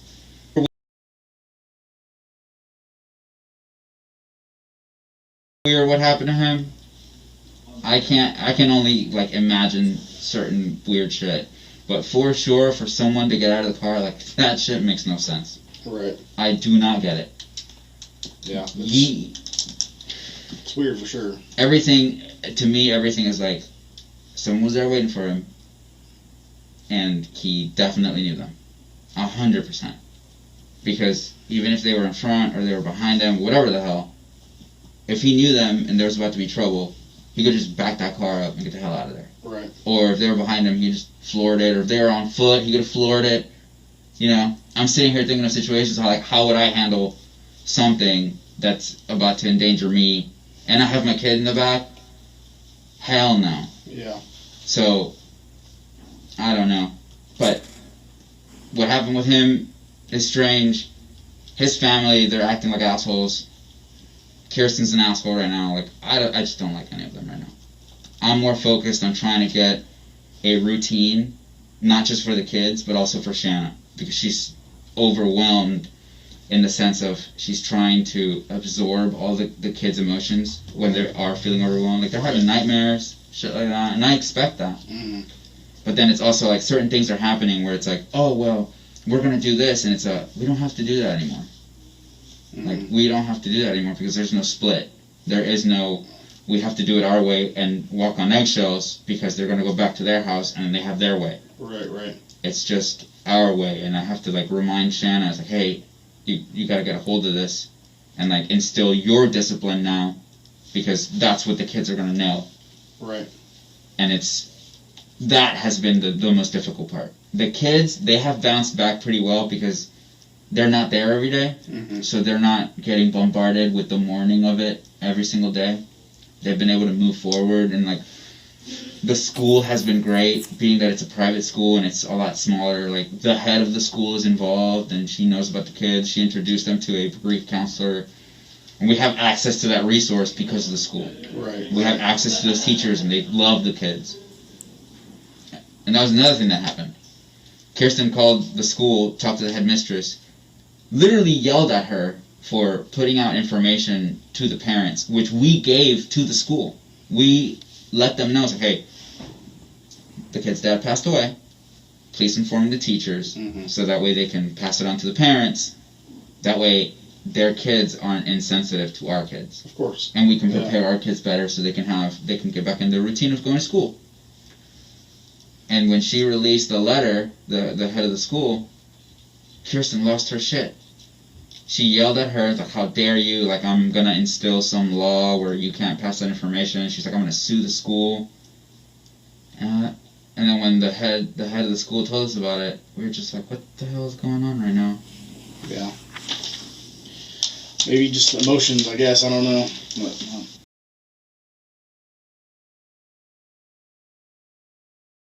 I would say the only thing that I am concerned about is I don't know what Jared was into, so I don't know if this is going to affect us in any way outside of coming here to talk to you guys. We don't mind. That's fine, because we don't know shit. Yeah. But at the same time, it's like, since we don't know anything, how does that affect my family right now? Of course. And it's been a concern for my parents, or for my in-laws, because of the fact that, like, they're wealthy people, and it's anything to do with Jared has always been more or less he doesn't like Shanna, and everything else that they dealt with was about money. Right. During the divorce, my in-laws, they paid for his school, and they've paid for all the son-in-law's school, because they have nothing but daughters. Right. And he tried to sue them because his lifestyle was about to change during the divorce. So it's just like a lot of the stuff with him, and from what they know of him, he was very money driven in that sense. But anything past that, we just don't know shit. How could this affect Shanna and the kids? I don't know. I don't know if he was involved with something that is to deal with money, and now because he's gone, is this going to affect Shanna in some way, shape, or form? You know. Yeah, I'd like to be able to tell you that we have all the answers, but we don't. So. Right. Everybody's just kind of lost right now, and like. Yeah. So, yeah, I don't know anything else that I can answer for you guys. You know. Yeah, I mean, if I find something out that I can give some concrete information, I'll let you know. But please. Right now, that's not the case. Yeah, So. yeah. But hey, thank you so much for coming down. I know it's not what anyone wants to do, come spend their day with us, but no, we do appreciate it. And trust me, we get it. Like when Shanna told me, she's like, hey, one of the detectives just called me and they want to talk to us. So like I was like, well, I can't do it right now. They're always welcome. I was like, could they come over? Like you guys have come over before, and we're right there. Yeah. I thought you meant downtown. No. By the way, and I was like, Yeah, oh shit, we're gonna have to make time. Yeah. You know. So that's why we pushed it for today. Yeah. And then the rest of that was like Shanna was like, well, what could we tell them? And I told her, I was like, we tell them what we know, which is our interactions with Jared, how Kirsten is being a total bitch right now, and how this has been. For me, this has only been for 4 years. Mm-hmm. For Shanna, it's been like 7-8 years. And then before the divorce, it was everything that she dealt with him. Right. So... Yeah. Well, like I told Shanna, we don't know what we don't know until we know it, so we don't know what's going to help and what isn't. So right. At this point, we're just trying to get to know Jared, because if he was into something, the only way we're going to find out about it is to find out his background and stuff. So. Right. But we really do appreciate it, man. Absolutely. Yep. Walk you out.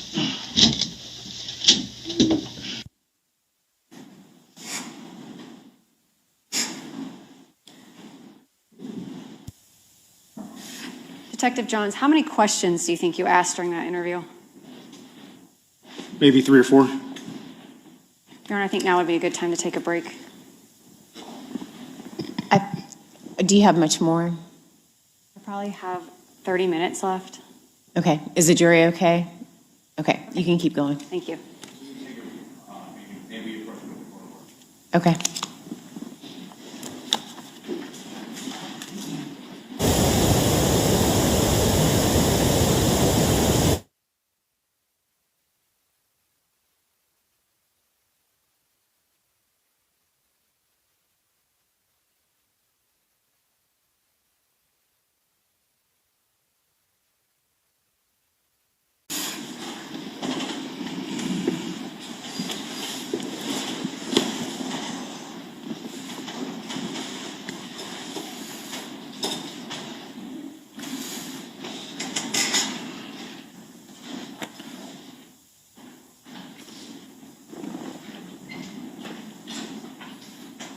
Ms. Stifler, you can proceed. Yes, sorry, I was waiting for Ms. Simpkins. All right, Detective Johns, following that interview, or on that day, did you also schedule for AB and LB to come for a interview with the child protection team, which are the people who interview young children? Yes, we did. And what date was that interview for the children scheduled to take place? I believe it was March 2nd. So following your interview with Mr. Fernandez and Ms. Gardner, and your investigation and identification of the blue truck and the investigation to the 10mm firearm, is it fair to say that the investigation ran a little cold up until July of 2022 when Detective Burrell found that tire at 5239 Potomac Avenue? Yes, that's correct. When he found that tire, briefly give the jury an idea into the investigation that you began into the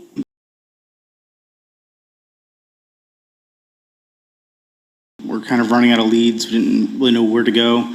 We were continuously trying to find this truck, but weren't having a whole lot of luck with it. So we start looking at just kind of ancillary people that we didn't think were going to be that really important to our overall investigation. And while Detective Lamont and Detective Burrell were interviewing Mr. Ordway at the Potomac address, Detective Burrell, as he's already testified to, found this tire. He thought the tire looked similar to the one that was left on the scene, so he decided to bring it back to the police station. And you already previously testified that you were able to compare the DOT numbers and see that they were manufactured at the same factory the same week. Correct. I want you to give me a brief overview into your investigation into an individual by the name of Henry Tenon. What did you start pulling in regards to Mr. Tenon? Well, we initially didn't know that Mr. Tenon was related to the tire until later we found out that we went back and talked to Mr. Ordway some more and said, hey, where did this tire come from? And we realized that Henry Tenon's father actually owned a blue Ford Lariat. And that's when we started making this connection that, oh, wow, this truck is the one that matches the one we're seeing on surveillance. The tire found on the road belonged to a Ford F-150 of the same make and model. So then we started looking into Mr. Tenon as far as his financials, toll records, our phone records, everything that we'd normally do when we start looking at somebody. Did you you mentioned pulling his financial records. We're going to talk about that a little bit later, but did you also pull his phone records? Yes, we did. Did you identify him as having phone contact with the defendant in this case, Mario Fernandez Saldana, leading up to the homicide? Yes. And the jury's going to hear from a witness later about those phone records, but was that of significance to you in your investigation? Yes, it was. Did you identify Mr. Tenon as having lived at the house at 5239 Potomac Avenue at some point? Yes, he was a prior tenant. Were you able to figure out where he was living when he came onto your radar as a serious suspect in July of 2022? He was still living at the same residence. He just wasn't the listed tenant.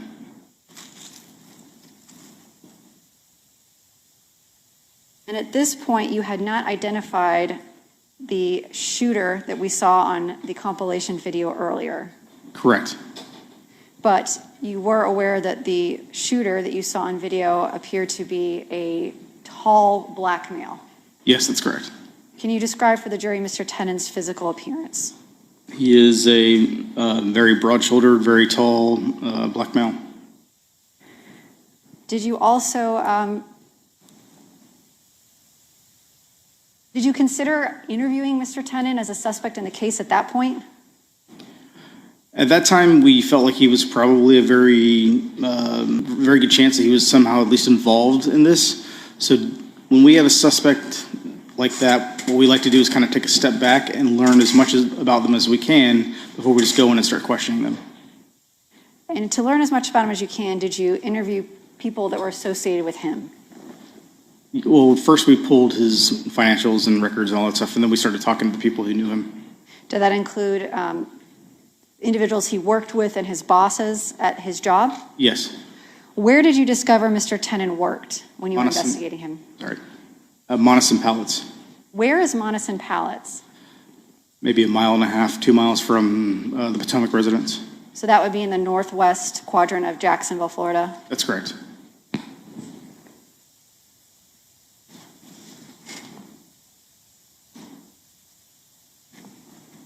At some point, did you decide to further your investigation by placing Henry Tenon under arrest for charges other than the homicide you were investigating? Yes, part of, once we realized that he was a suspect and likely had some type of involvement in this, we did start surveilling him, and eventually we knew that he did not have a valid driver's license and had been a habitual traffic offender, so we decided at that point to go ahead and arrest him. And what charges did you arrest him on? Felony DWLS or driving while license is suspended, and then I believe he was also charged with having a firearm as a convicted felon. And the firearm he had, was that a firearm you actually collected during his arrest? Yes, it was, I believe it was actually ruled as an antique shotgun. It was not a handgun or a 10-millimeter firearm? No, Was it operable? I don't believe so. Did it meet the legal definition of firearm such that you all could proceed with that investigation? No.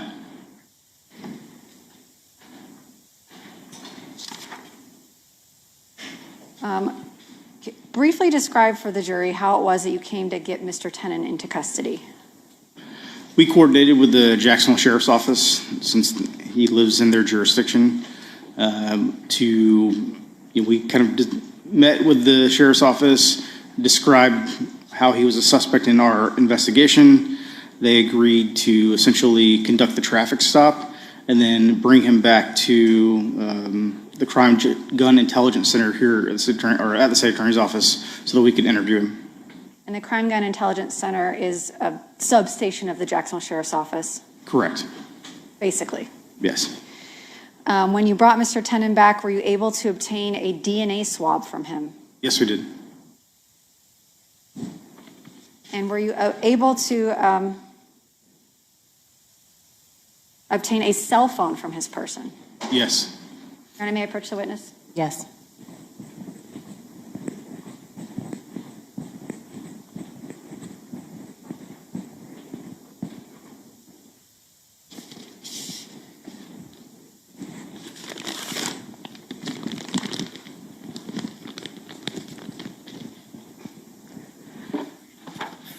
When you arrested Mr. Tenon in August for driving on a suspended license, what vehicle was he driving?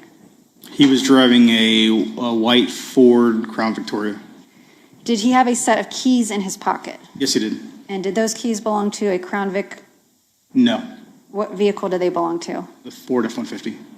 I'm showing you what's been marked as and entered into evidence as State's Exhibit 192. Can you tell me what this is? Those are the truck keys. And are these truck keys you recovered from the person of Mr. Tenon during his arrest? Yes. And I'm showing you what's been entered into evidence as State's Exhibit 95. Is this a swab of Mr. Tenon's cheek? Yes. And is this how you obtain an individual's DNA? Yes. And did you or one of your detectives, did you take the swab yourself? I collected the swab. And then here we have what's been entered into evidence as State's Exhibit 127. Is this a cell phone that you took off Mr. Tenon's person during his arrest in August of 2022? Yes. Do you remember the date he was arrested for the DWSR? I'd have to check the exact date. I know it was in August, but you want to check? Sure.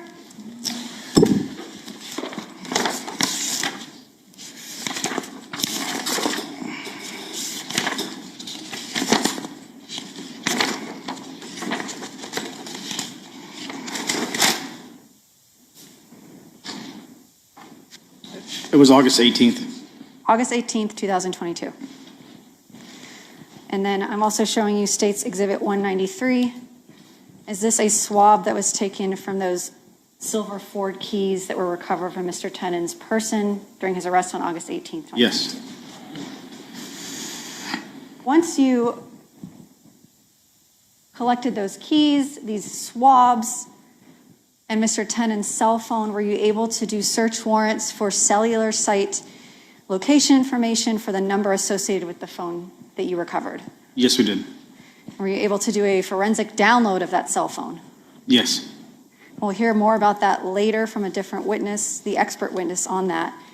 But overall, in general, did the cell site data from Mr. Tenon's cell phone place him in Jacksonville Beach the night of February 16th, 2022? Yes, it did.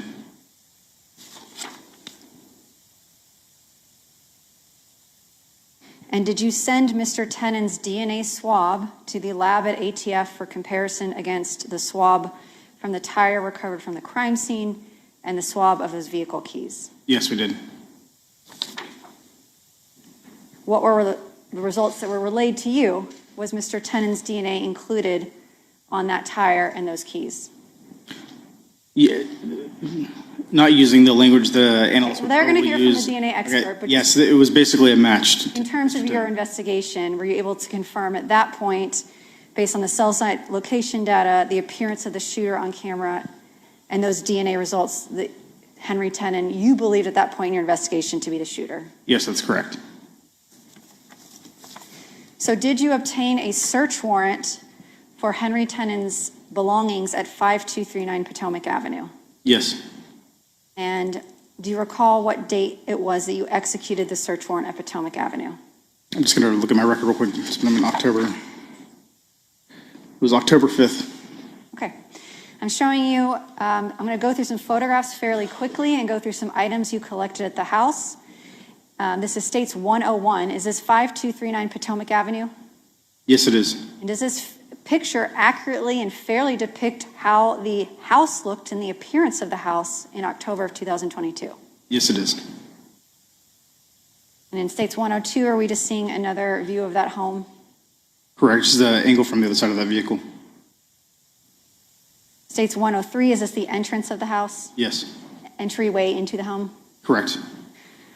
104, we see some bedrooms and we see that the tile has been ripped up off the floor. Correct. 105, there is, how many bedrooms are in this house total? I believe there are 3 bedrooms. This is just another view of that same hallway. All right. 106, as I go through these, if you could just briefly narrate for the jury. Yeah, this is just the bathroom. 107, One of the other bedrooms. 108. Another bedroom.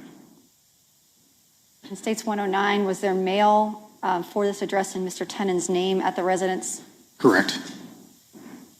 110, more mail in Mr. Tenon's name. 111, what is this we're looking at? This is just the kitchen. 112. Another picture of the bathroom. 113, we see the bathroom and the sink is broken. Correct. States 114, is this the interior of the garage? That's correct. 115, another view of the garage.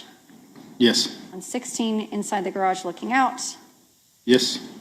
117, if you're standing inside the garage, the left-hand side of the garage. Correct. States 118. Were you directed to this particular area by the current tenants of the home who had moved in after Mr. Tenon's arrest? He stated that that's where a lot of Mr. Tenon's belongings have been placed. Okay, so you specifically were looking in the garage in this area based on what these tenants told you where to look. That's correct. In 119, we see a pair of or one boot.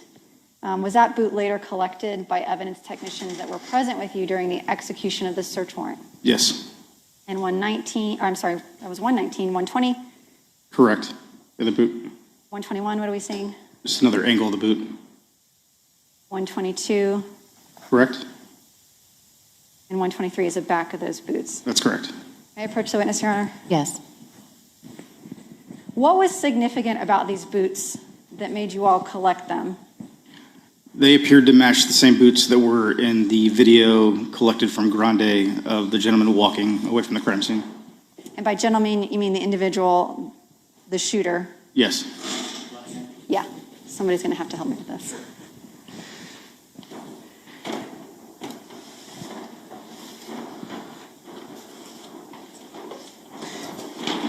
Uh-oh.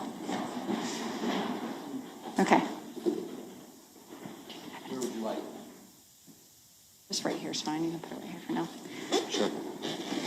Detective Johns, if you stand up, can you see the boots that are here? I can see them. Okay. Those are the same boots we collected. These are the boots that are collected.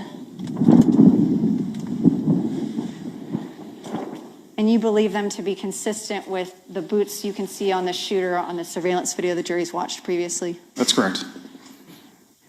Did you also collect a jacket in the home? Yes. And why did you collect, well, you collected several jackets, but in particular in examining these jackets afterwards, and this is States 128, what was significant about this particular jacket? It also appeared to match the jacket that was being worn by the shooter.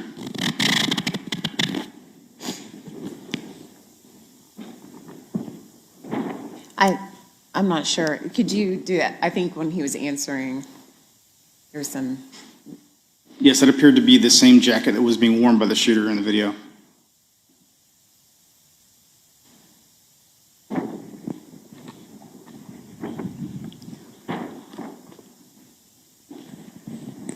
I'm going to go through the rest of these photos fairly quickly.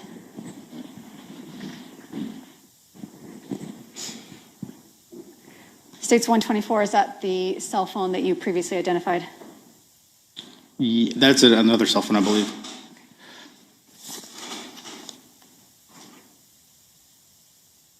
I'm sorry, you're correct. Did you also collect a cell phone in the belongings of Henry Tenon? You took one off his person in August, and in October, did you find one with his belongings in the garage? Yes, that's correct. And this is a cool pad cell phone. Did you also send this to the computer forensics unit with the Jacksonville Sheriff's Office for forensic examination? Yes, we did. And we'll hear more about that later. The jury's going to hear from ATF about the recovery of the blue two-toned truck. But I want you to explain to the jury how it was that you eventually located the suspect vehicle in this case. Once I received Mr. Tenon's financial records, I located a transaction for a tow service. We then used his toll records and his data, location data, to basically see where he was at on that day, and we were able to track down the location of the truck. And where was the truck located? It was off of, it was at his friend's house, Mr. Jones' residence off University. I don't remember the exact address. I can look for you. Did you actually go to the search warrant for that truck Yes, I did. to recover the truck? Yes, Okay. Was that at 1705 University Street? yes. And was that truck sealed, towed, and processed at the Jacksonville Beach Police Department's secured lot? Yes, it was. And were you present for the processing of that truck? Yes. I'm going to go through some. This is States 144. It's a picture of those keys I just showed you. Were you able to unlock the vehicle with those keys? Yes. We're seeing here States Exhibit 145. Is this the Ford F-150 that you recovered at 1705 University Street and processed at Jacksonville Beach? Yes, that's correct.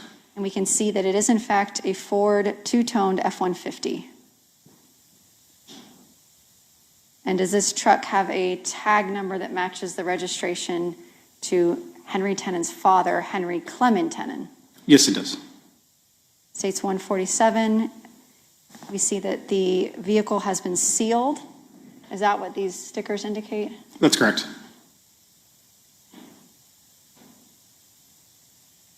States 148 is the bed of the truck. Correct. States 149, what are we looking at here? It was a spare tire that was underneath the truck. And states 150, It's the interior from the driver's door. states 151, The rear seat from the driver's side. and states 152. The box that is believed to have contained the boots. And Mr. Mizrahi is going to Vanna White for me and show you what's been marked as exhibit 168. Is that the box collected from the vehicle? Yes, it is. Or was the box collected from the vehicle? Exhibit 153, what are we looking at here? It's the passenger side front seat. States 154. Passenger side back seat. States 155. Can you explain to the jury what you found in the truck that you believe to be of evidentiary value and led to further investigation? So if you've ever had business checks, they typically come with a stub that the business owner can retain so they can write a record of who they wrote the check to. This was found inside the truck and is basically the stub off of 3 business checks, but all 3 of them are still intact. I'm going to show this. This is States Exhibit 167. Are these the 3 check stubs that you recovered in the vehicle? Yes, they are. The same ones depicted in this photograph.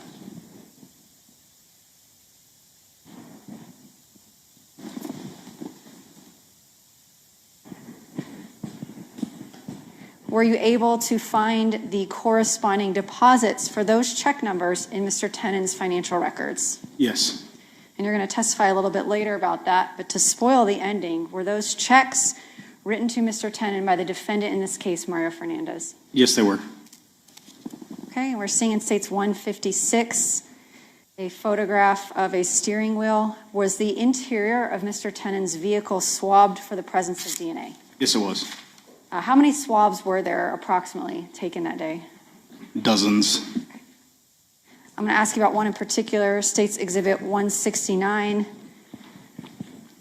This is a swab from the steering wheel taken by an evidence technician, Ashley Hawkins. Were you present when she took the swabs of the interior of the vehicle, including this one of the steering wheel? Yes, I was. And yes, that is it. And did you also submit these swabs, and in particular this one, to ATF for forensic testing? Yes, we did.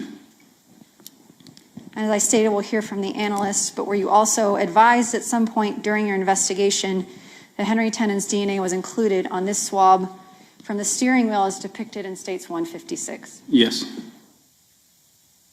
States 157, what are we looking at here? There's contents inside the vehicle, or from the vehicle. States 158, Same thing, statement for child support, I believe. States 158, and that is under the name of Henry Tenon with the address of 5239 Potomac Ave. Correct.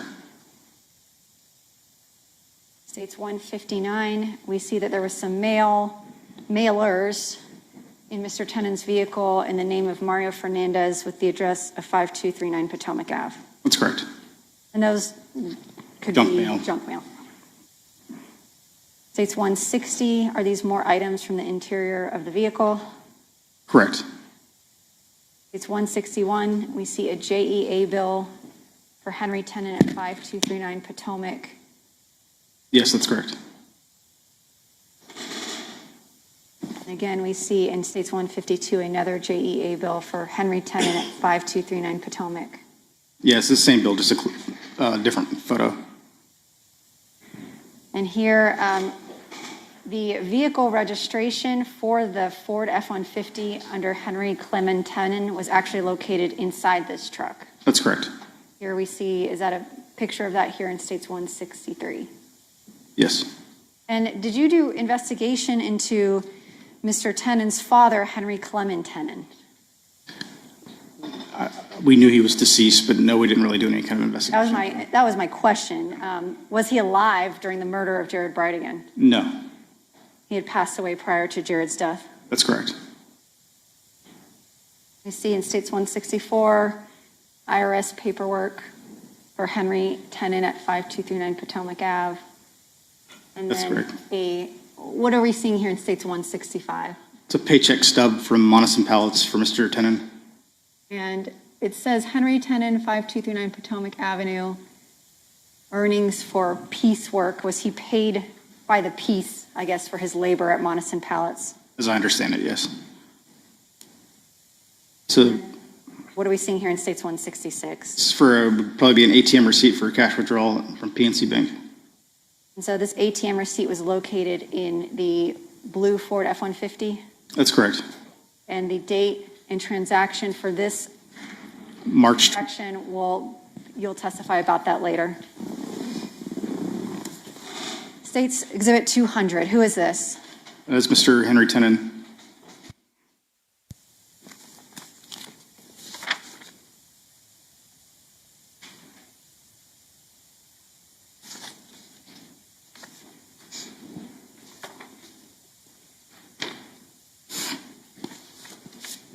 So as you were collecting this information and receiving cell site data results, placing Mr. Tenon in Jacksonville Beach the night of Jared Bridegan's murder, DNA results for the tire left at the crime scene, the truck and the keys, and other information, did you make the decision to arrest Henry Tenon for the murder of Jared Bridegan? Yes, we did. Did you immediately arrest him after receiving this information? No. Can you explain to the jury what investigative technique or step you decided to utilize concurrent with the arrest of Henry Tenon? We decided to use the arrest as what they call a tickle, because we were going to do a T3 wire, or what is commonly referred to as a wiretap, on people that we believed were also involved in the homicide. So this is the last area of your testimony we're going to get to today. And I want to ask you a little bit about what a wiretap is.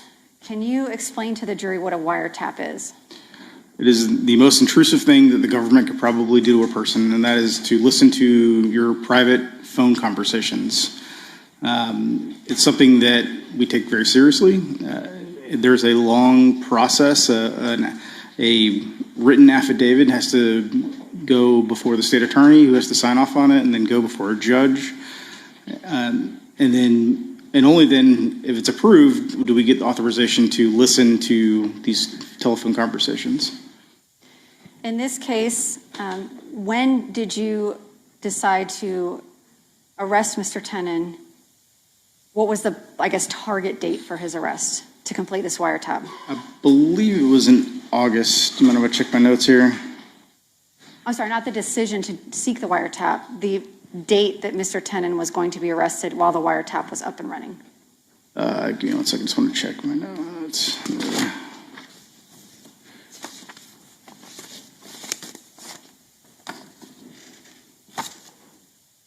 It was in January 25th that he was arrested, and that was what we used to kind of get the wire going. So you mentioned that a wiretap is probably the most intrusive act the government can do to its own citizens.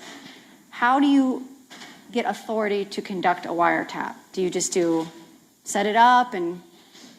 Basically, you have to prove that you've tried everything else possible to solve a crime and that nothing else has really kind of worked. But you have to also kind of show that people have a tendency to talk about a crime. That's not really generally true of homicides. However, we had seen in past times that the other suspects that we were targeting had talked about the homicide. So we basically drafted an affidavit that said, hey, we've tried everything we can to bring this case to justice. We've been unsuccessful in doing so.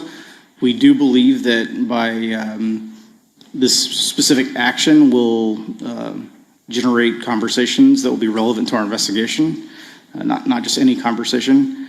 And then we basically write an affidavit stating all of this, how we plan to do it, and then rules are drafted as to what we can listen to, what we can't listen to, and usually for a very specific period of time. Who runs the wiretap? I mean, it is really the judge's wiretap. You have to seek judicial approval to go up on a wire. That's correct. And in this case, did you seek judicial approval to go up on a wire for several persons of interest and or suspects? Yes, we did. And what were the names of the individuals that you were seeking approval for to wiretap their phones? Shanna Gardner, Mr. Fernandez, a couple of Ms. Gardner's siblings or associates.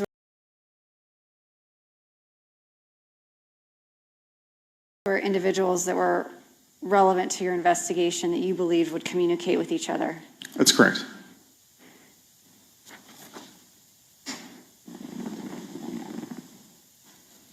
The focus for wiretap is on specific individuals, but do you just put their names in the affidavit? How do you identify who you'll be listening to? Well, first we have to basically identify that the number that we have for that person is actually associated with that person. That is their actual telephone number. We also have to identify the individual and make sure that we're targeting the right person. We're not listening to someone else's conversations. And so basically that's all part of the affidavit that would be put in front of the judge. Are you allowed to listen to everything people are talking about on a wiretap? No, they're basically, there'd be people who would be trained with certain guidelines that would be issued by the court as to what you can and can't listen to. They might listen to a very small snippet of a conversation. If it's determined that the conversation is basically irrelevant to our investigation, then they would stop listening for a little while. And then if the conversation were to go on, then they might listen again to make sure that it's still a relevant conversation. But they're only listening for things that are actually relevant to our actual investigation. And who determines the guidelines for when you can listen and not listen to a conversation? That'd be all part of the stipulations that the judge would stipulate. So the judge gives you parameters for what you can and can't listen to? That's correct. Are those time related and content related? Correct. It'd be something like, you can listen for so many seconds.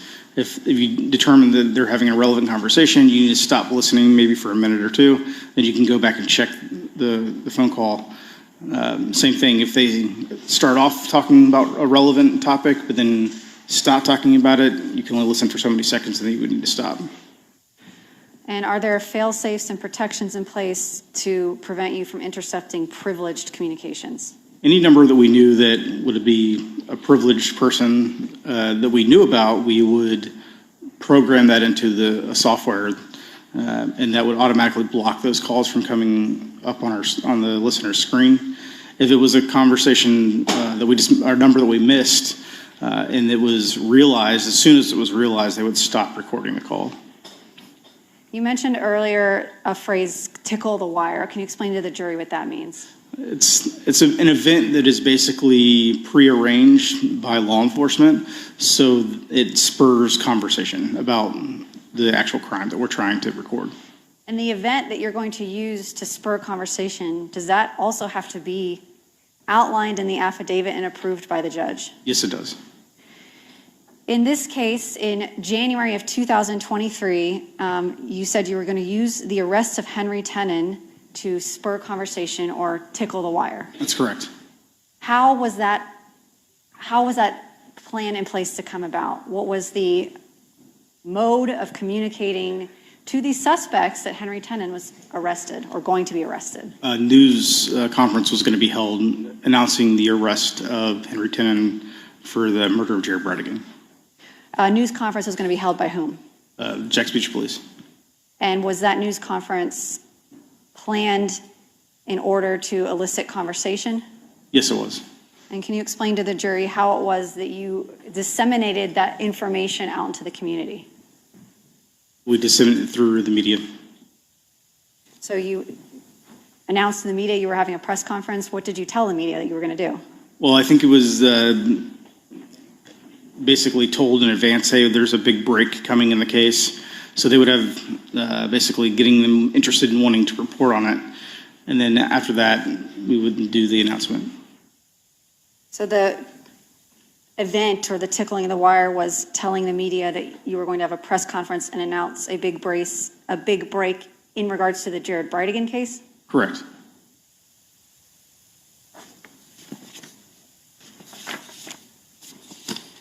And did you have that press conference? Yes. Were you up on the wire before the press conference? Yes.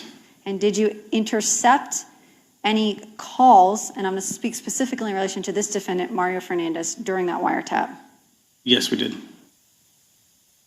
During that wiretap, after the media announced to the community at large that there was a big break in the Jared Bridegan case, did you intercept, observe, or otherwise find any communications between Mr. Fernandez and Ms. Gardner? No. At that point, based on your investigation, were you also surveilling these people real time? Yes, we were. And why are you surveilling individuals that you're seeking a wiretap for? To make sure that you're not intercepting the conversation of somebody else, or if you're, basically that's the biggest reason. At the time you conducted the wiretap and had surveillance and eyes on Mr. Fernandez and Ms. Gardner, where were they physically located in the country? Ms. Gardner was in Washington State, and I believe Mario was in Orlando at that point. I don't remember if he was in Jacksonville or in Orlando at that point. They were not living together. No.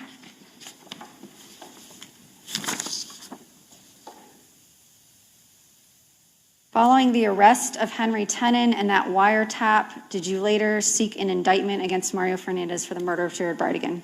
Yes, we did. And did you all effectuate that indictment and arrest him in March of 2023? Yes.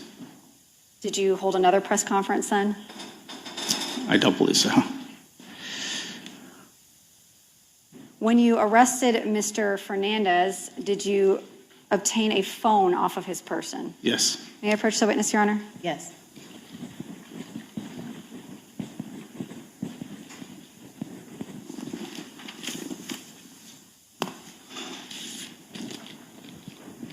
I'm showing you what's been marked and entered into evidence of State's Exhibit 184.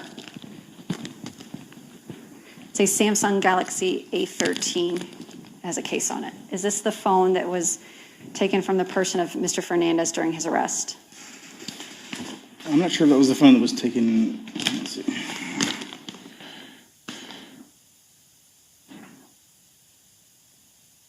Yes, that was. If I grabbed the wrong phone. That was the phone. It is his phone. Yes. It's Mr. Fernandez's Yes. phone.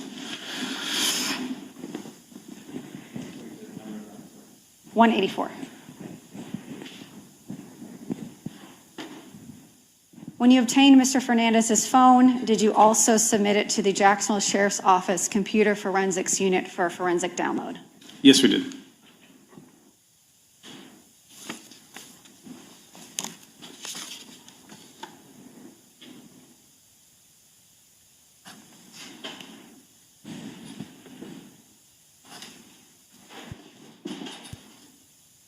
I have one last thing to show you before we conclude with you for now. I want to show you what's been entered into evidence as State's Exhibit 194. It is a video dated January 25th, 2023. Is that the day that you all arrested Henry Tenon for the murder of Jared Bridegan? Yes. And we're seeing a room or building here. What area, location is this that we see? That is the CJIC office. The Crime Gun Intelligence Center. Yes. And I'm going to play this video. It doesn't have sound. It's audio only. You mean video? There's no audio.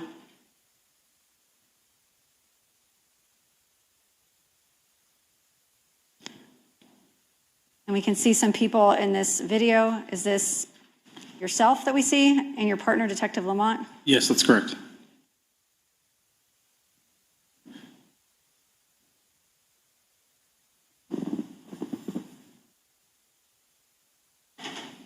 In this video, in the upper right-hand corner, says Axon Body 2.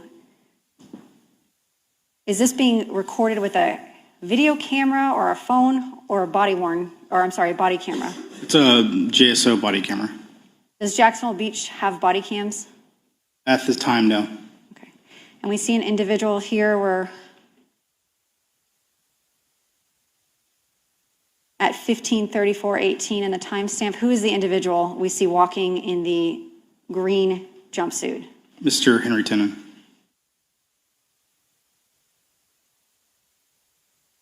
And Detective Johns, what was the purpose behind having JSO record Mr. Tenon on body cam walking after his arrest? He has a very unique gait or style of walking.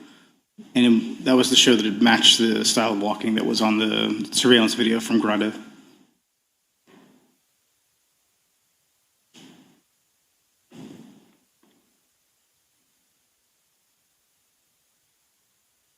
I'm showing you one last slide. This is states, is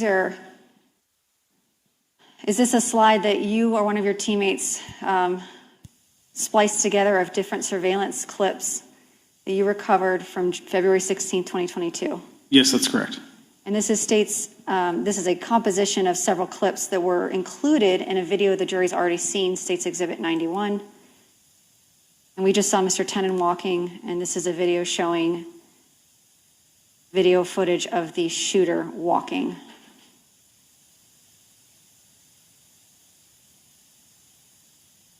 And you all made this in order to compare the gait of Mr. Tenon to the gait of the individual you see here. That's correct. And here in this video, you were referencing earlier that you collected some boots and a jacket that appeared consistent with video footage that you had obtained. That's correct.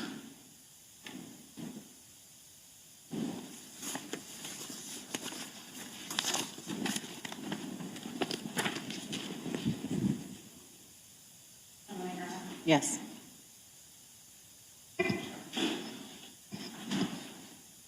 Now, that concludes my questions at this time. We're going to recall Detective Johns later in the state's case. Okay.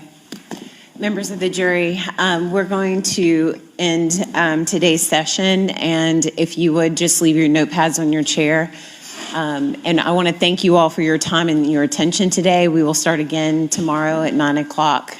See you tomorrow morning.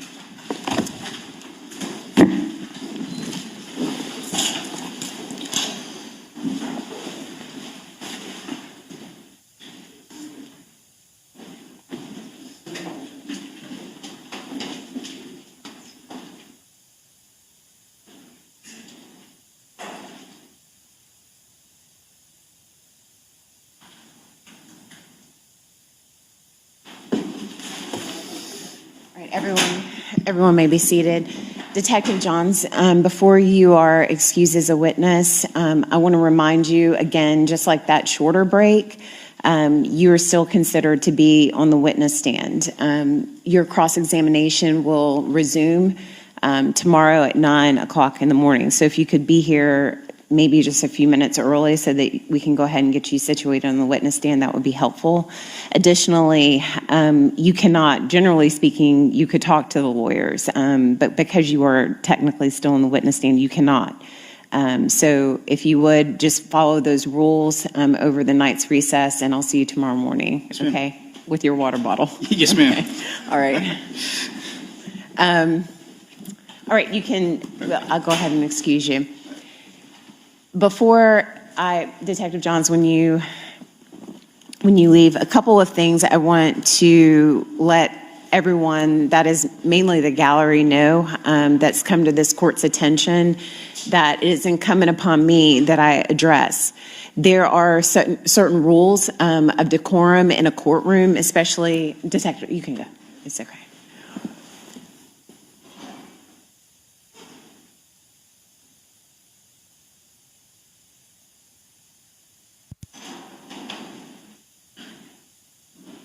Okay, so there are certain rules of decorum that have to be enforced in a courtroom of law. Let me say before I start that first, number one, I know on both sides of the aisle that the emotions are running high. Number two is that this court is sensitive to both sides basically settling something that is so close to emotion and heart. So this doesn't come lightly, and I know that it's hard, and it's outside of normal human interactions, but for a courtroom of law. There are a couple of things. Disputes in a courtroom of law have to be resolved by the fact finder. They can't be resolved by the court, and they definitely cannot be resolved by the court of public opinion. That's why at every juncture, I have to tell the jurors not to look out what may be reported and what may not. People on the internet, their opinions do not matter. But What does matter is that we cannot have any distraction whatsoever. And I'm not saying, and I will say for the record, I've been looking at the evidence, not necessarily, and at the jury, I haven't been as attentive to what's going on in the gallery, but it has been recorded by the cameras in the courtroom that there have been expressions of either disapproval or approval, and there cannot be any. And when I say none, I mean absolutely none. There haven't been any sounds, but there can't be head shaking, head nodding. And I don't think the jury, because I've been watching them, they've been either looking down at the evidence or looking at the witness. So I don't believe, for the record, I do not see the jury having this be a distraction. But if even the slightest glance would go over to the audience, it cannot be that, hey, the audience agrees or they disagree. Matters like this have to be settled by evidence and law, and that's it. So I just want to mention that, and I know that you all have representatives that talk to you about it, but I want to make sure that you know that the cameras are picking it up, and I don't want to see it. And this is a general addressing, and so anyone else that is seen doing that will no longer be in this courtroom. All right? So I hate to end like that, but I will see you all tomorrow at 9 a.m.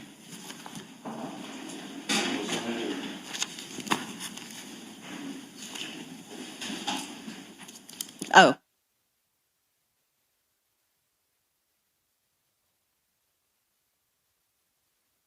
To check 152 and 162. During the testimony, you indicated that the close-up photo of Tenon's JEA bill is 152, and if you could just resolve that conflict for the record.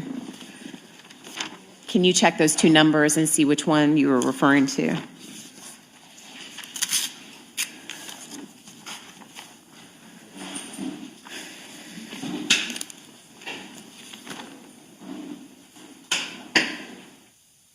Is it only electronically? Yes. Okay. Well, I mean, there's photos over there, but it's quicker electronically.